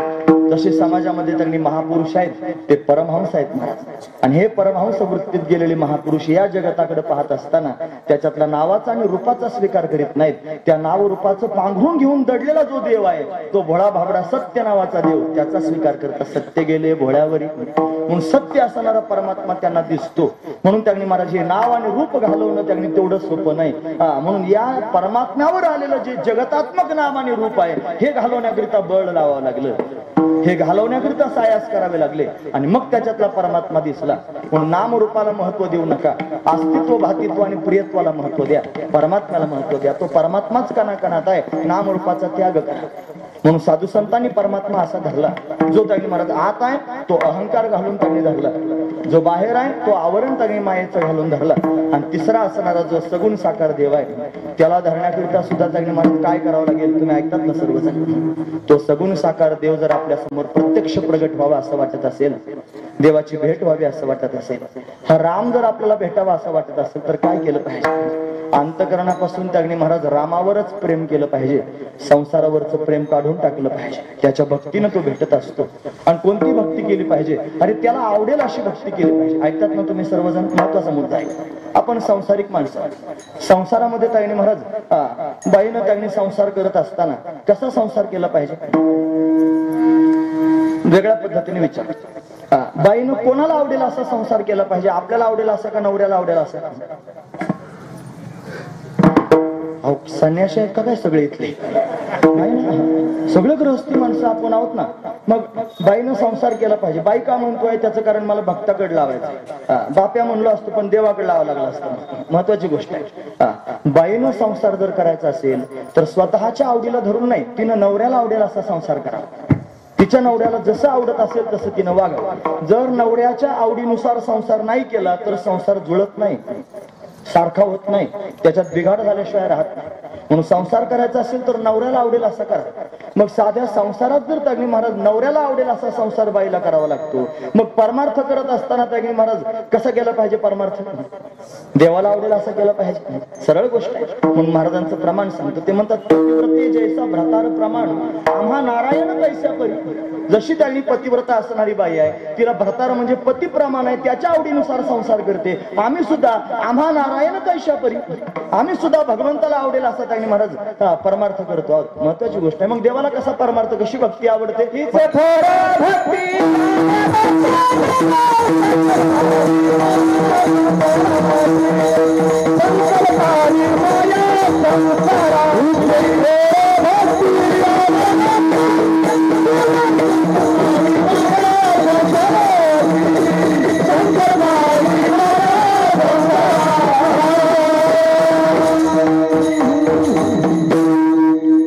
थोर भक्ती आवडते देवा. संकल्पावी माया संसाराची. आता ही माया वेदांतातली घ्यायची नाही बरं, ही माया घ्यायची. माया म्हणजे प्रेम. देवाला कोणती भक्ती आवडते? देवाला ती भक्ती आवडते अंतःकरणामधून संसाराविषयीचं प्रेम घालून टाका. संसारावरच्या प्रेमाचा संकल्प सोडावा. संसार म्हणजे काय?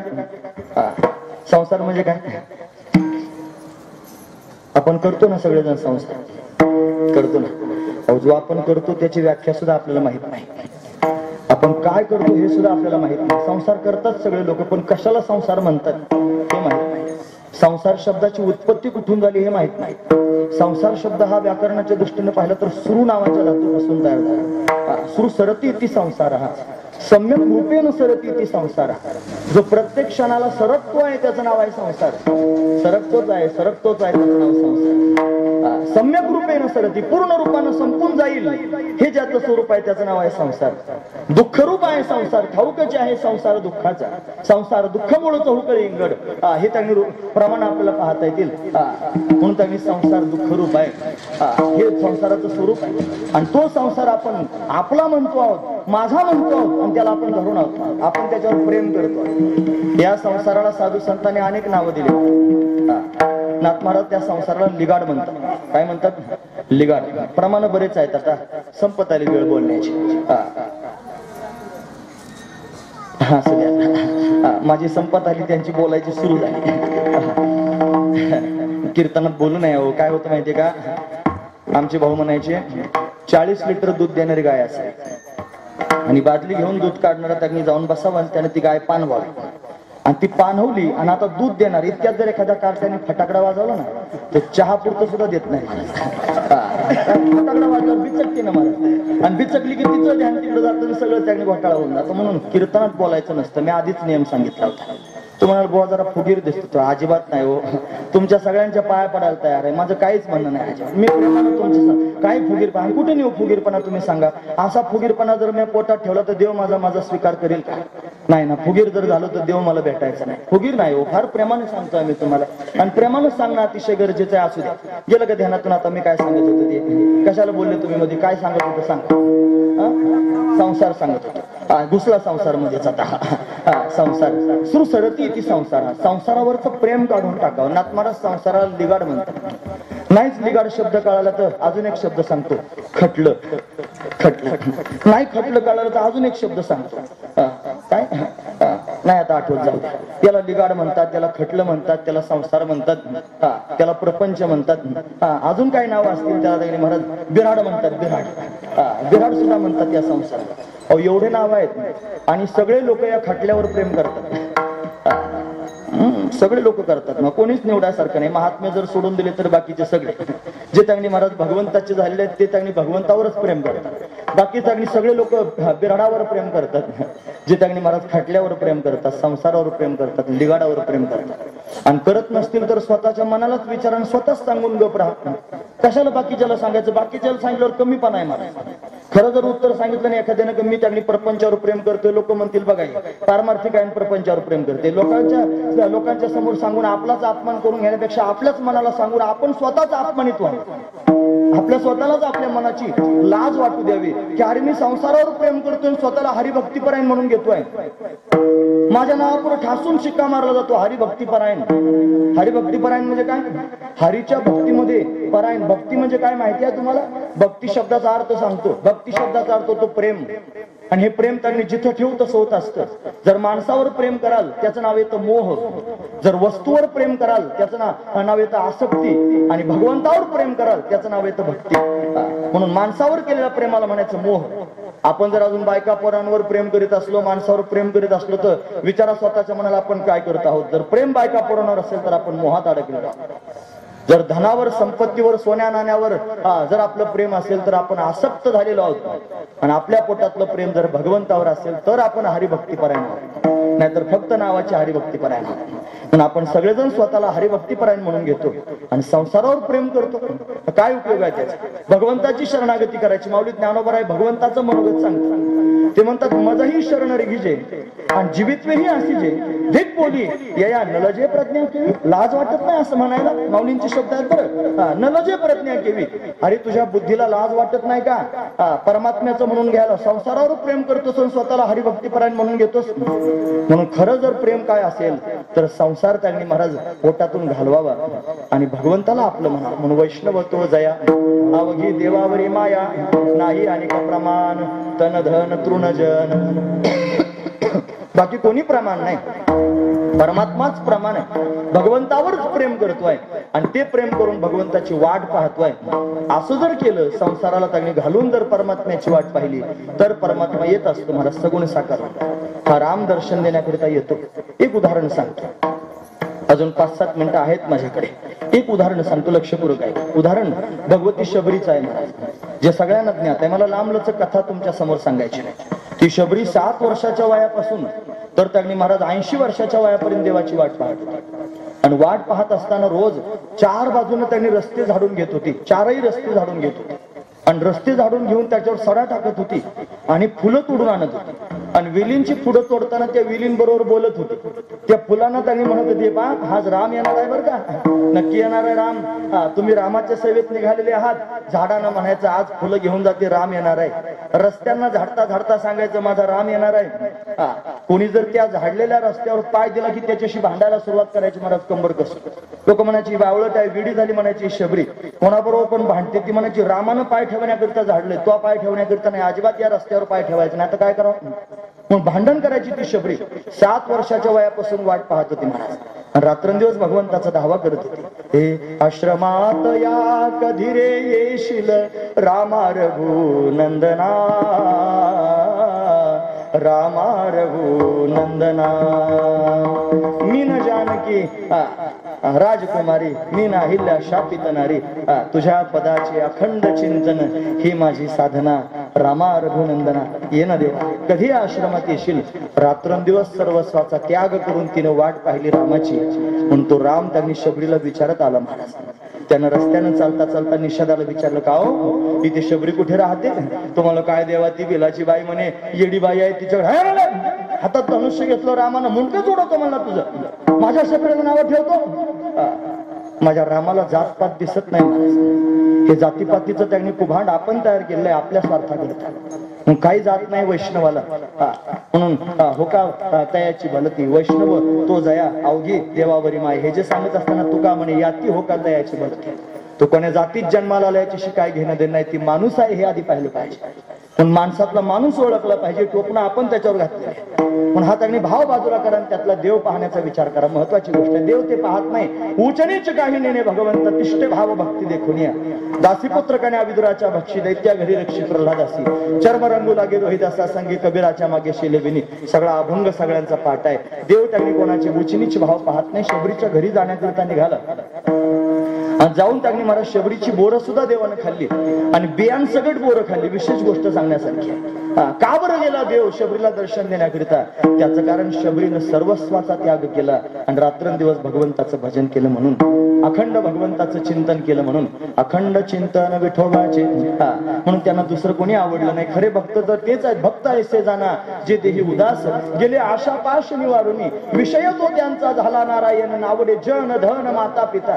त्यांना आई आवडली नाही, बाप आवडला नाही, जन आवडलं नाही, धन आवडलं नाही. सगळा संसार सोडून दिला देवाकरिता. म्हणून सोडिला संसार माया तयावरी फार, म्हणून संसारावर पाणी घातलं कशाकरिता? देवाकरिता.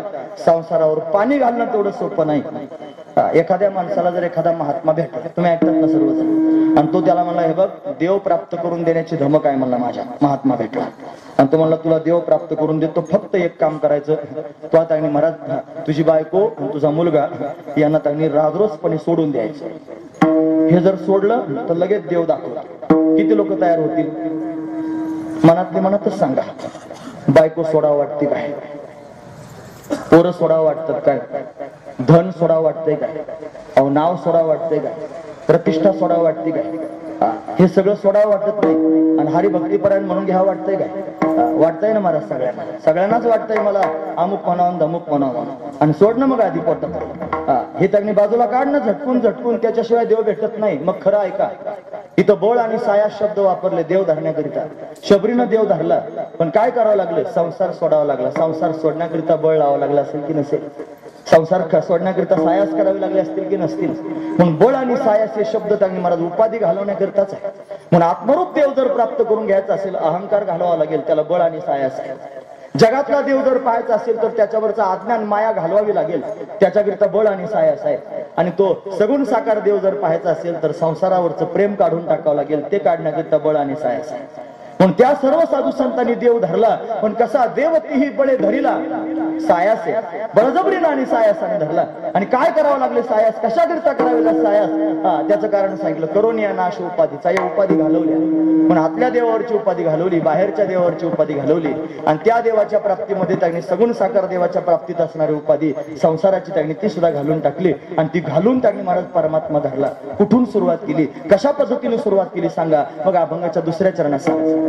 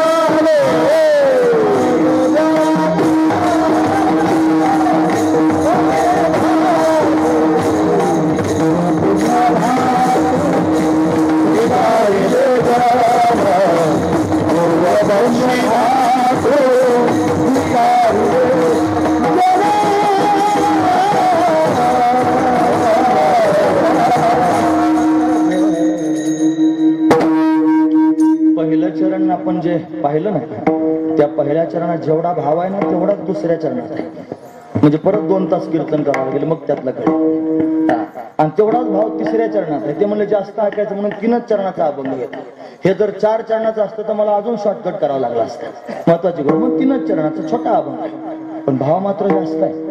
तरी लक्षपूर्वक ऐका. 2-5 मिनिटात थांबतो. आता एकाएकी ब्रेक दाबलं की तुटत असते महाराज, म्हणून 1-2 पांडल ड्रायव्हर असतील त्याला माहित असेल हळूहळू थांबता थांबता थांबत, नाही तर तुटलं तर घोटाळा होतो. म्हणून थांबतो 2-5 मिनिटात. जास्त वेळ जर कीर्तन त्याने 10-15 मिनिटं लांबलं तर काही होत नाही. खरोज नाहीटा काही, कोणाला काय हगवण जुलाब काही होत नाही. काही चिंता करायची आवश्यकता नाही. म्हणून शांतपणे हे बा अशा शब्दात बोललं म्हणजे लोक वळवळ करीत नाहीत 5-10 मिनिटं जास्त झाल्यावर.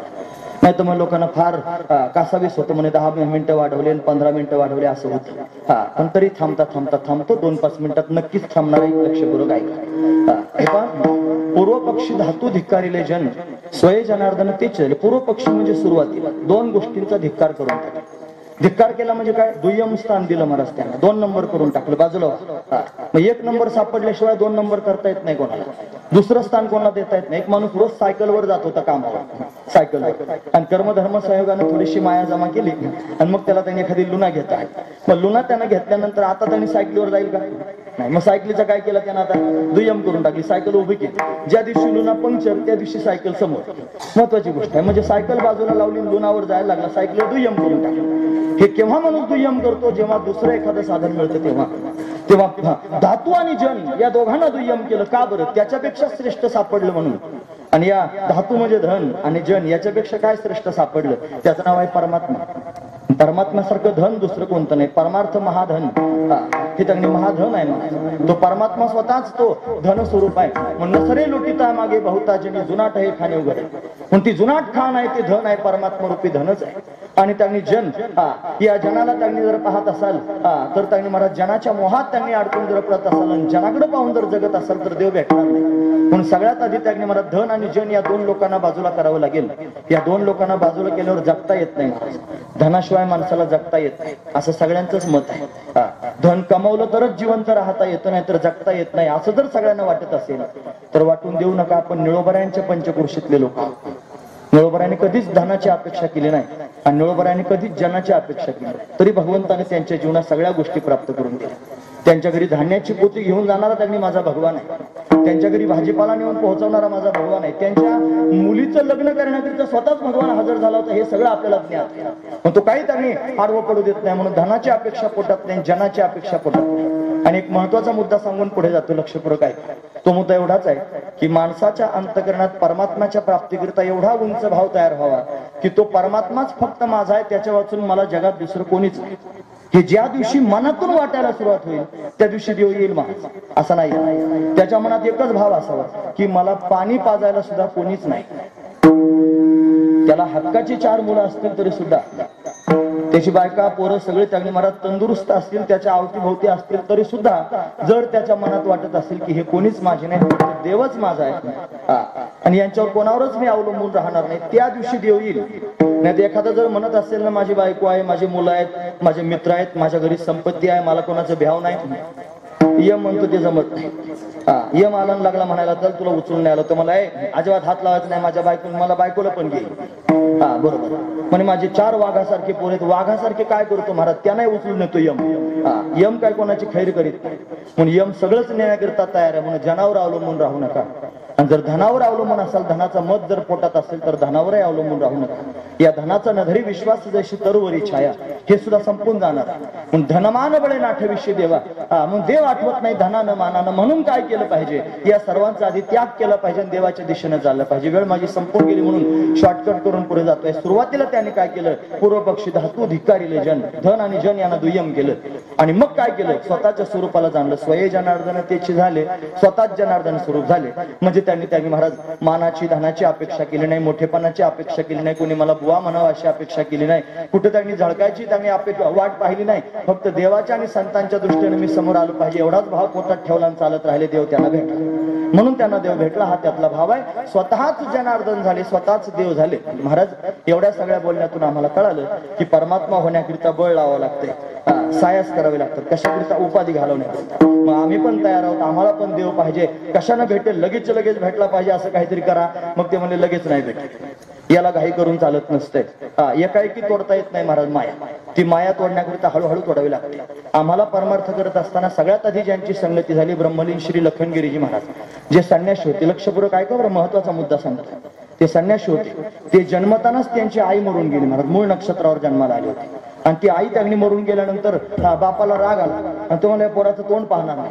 मग ते त्या मावळीने त्यांना लहानचं मोठं केलं. नंतर बापाला त्यांनी माया आली आणि मग त्या बापाने त्यांना सांभाळून लहानचं मोठं करायला सुरुवात केली. मग ते मोठे व्हायला लागल्यानंतर त्यांनी महाराज त्यांच्या जीवनात एक साधू भेटला, त्याचं नाव होतं शिवगिरी बाबा. या शिवगिरीला पाहिलं यांना वाटलं संन्यास घ्यावा, त्याच्याबरोबर जाऊ. बापाला म्हणले मला संन्यास घेऊ दे. बाप म्हणला तुझ्याशिवाय कोणी म्हणलं मला, तू एकुलता एक मुलगा खुशाल संन्यास घ्यायचं, बायको माझी मरून गेली, तुझ्याकरता मी दुसरं लग्न केलं नाही म्हणे. आणि मग तू आता त्यांनी संन्यास घ्यायचं मग तू आता काय करायचं? बाप ऐकत नाही. मग एकाएकी कसं काय बापाची माया तोडायची? मरून जाईल ना तू. मग काय केलं माहितीये? एक दिवशी पळून गेले. सकाळी पळून गेले, म्हातारा दिवसभर शोधित राहिलं, सापडलेच नाही. संध्याकाळी स्वतःच घरी आले. घरी आल्यावर बापान असं चोप दिला, महाराज मरणा मातीचा म्हणले, खुशाल पळून गेला, कुठे गेला होता सांग. मार खाऊन घेतला. 4-8 दिवस जाऊन गेले आणि परत पळून गेले. मग 2 दिवस गेले महाराज. 2 दिवस त्यांनी म्हातारं शोधित राहिलं. परत त्यांनी दुसऱ्या दिवशी संध्याकाळी घरी आले, परत मार खाल्ला. परत त्यांनी 4-8 दिवस जाऊ दिले, आठवडाभर गेले, त्याच्यानंतर महिनाभर गेले, त्याच्यानंतर 6 महिने गेले, परत घरी यायचे आणि परत जायचे. त्याच्यानंतर गेले 1 वर्षभर गेले. आणि वर्षभर जाऊन घरी आल्यानंतर त्यांनी बापाला म्हणले, बघा मला संन्यास घ्यायचा आहे, मला जाऊ द्या. आता वर्षभराचं अंतर पडल्या कारणानं बापाच्या पोटातलं प्रेम कमी झालं होतं. कारण त्याला माहितच होते जातं घरी येतं, मारहाण करायची बंद झाली. आणि 1 वर्षानंतर परत आलंय, आता याच्याशी काय घेणं देणं नाही, याच्या वाचून आपलं काय अडून पडलं. असं करता करता 1 दिवस, 2 दिवस, आठवडा, महिना, 6 महिने, वर्ष करून करून माया तोडून टाकली. आणि ती माया तोडून टाकली. महाराज सहज साधूवर निघून झाले आणि संन्यासी झाले महाराज. त्यांचं जीवन मंगलमय झालं. त्याने असा विचार नाही केला मी एकुलता एक आहे, माझ्या बापाचं काय होईल, संसाराचं काय होईल. ज्याला देव पाहिजे तो कशाचाच विचार करीत नाही, तो देवाकडेच जातो महाराज. जे दोन्ही प्रकारचा विचार करतात, बायका पोरांचा पण आणि देवाचा पण, त्याच्यावर जास्त विश्वास ठेवू नका, ती भामटे आहेत. पोटात संसार पण आहे आणि देव पण पाहिजे, असा देव भेटत नसतोय. दोही पेवावरी ठेवू जात आहात, होय अपघात शरीराचा. प्रपंच परमार्थ संपादन दोन्ही एकही निदानीने घडीत. प्रपंच आणि परमार्थ बरोबर होत नसतोय, एकच कोणतं तरी करावं लागतंय. पण देव जर पाहायचा असेल तर धातू आणि जन यांचा त्याग करावा लागेल, तर देवापर्यंत जाता येईल. साधू संत तिथपर्यंत गेले आणि ही माया तोडण्याकरिता हळूहळू प्रवास करत करत गेले. पण तिथे तातडी चालणार नाही, हळूहळू ती गोडी आपल्याला कळेल. अभंगाचं शेवटचं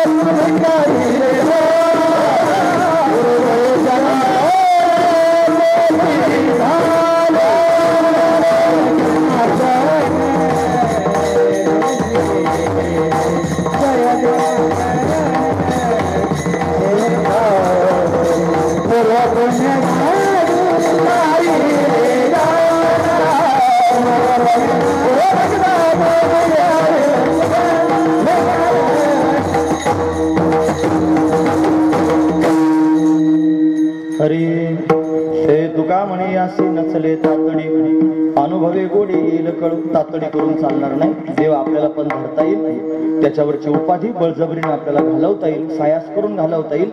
मग हळूहळू प्रयत्नाला लागा. एकदम तर काय आपल्याला तिथपर्यंत जाता येत नाही. म्हणून जसा पक्षी त्यांनी उडी मारल्याबरोबर फळापर्यंत जातो, तसं माणसाला जाता यायचं नाही. उत्प्लवना सरिसा पक्षी फळाशी झोंबे जैसा, सांगे पा न रोकेवे तैसा पावे वेगा. तसा माणूस जाऊ शकत नाही. मग काय करेल तो? हळूहळू ढाळे ढाळे केतुलेने एके वेळे मार्गाचे निबळे निश्चित ठाके. तो हळूहळू त्यांनी या फांदीवरून त्या फांदीवर, त्या फांदीवरून त्या फांदीवर करत करत फळापर्यंत नक्की पोहोचेल. तसं आपल्या सर्वांना सुद्धा त्यांनी देव धरण्याची इच्छा आहे. तुम्ही सगळेजण चांगलं ऐकता. तुमचे चेहरे पाहून मला जाणीव होती आहे की तुम्ही सर्वजण त्यांनी भगवंताच्या भक्तीला लागून भगवंताच्या प्राप्तीकरिता अट्टहास करणारी माणसं आहात. जर देव हवा असेल तर हळूहळू प्रवास करा. प्रवास करून अंतकरणातली त्यांनी ही माया बाजूला करा. संसारावर प्रेम घालून देवावर प्रेम करायला शिका. आणि देवावर प्रेम जर करू लागलात की ही माया सुटून जाईल आणि परमात्मा आपल्याला आपलंसं करून घेईल, हा त्यातला भाव आहे आणि हा जाणून घेण्यासारखाच आहे. हा संदेश आहे महाराज संतांचा. म्हणून त्यांनी मला तो संदेश आपल्या सर्वांच्या समोर सांगितला. तो ज्या संत मायबापांचा आहे, मोठ्या प्रेमानं त्यांचं चिंतन करून थांबूया. हे ज्ञानेश्वर माऊली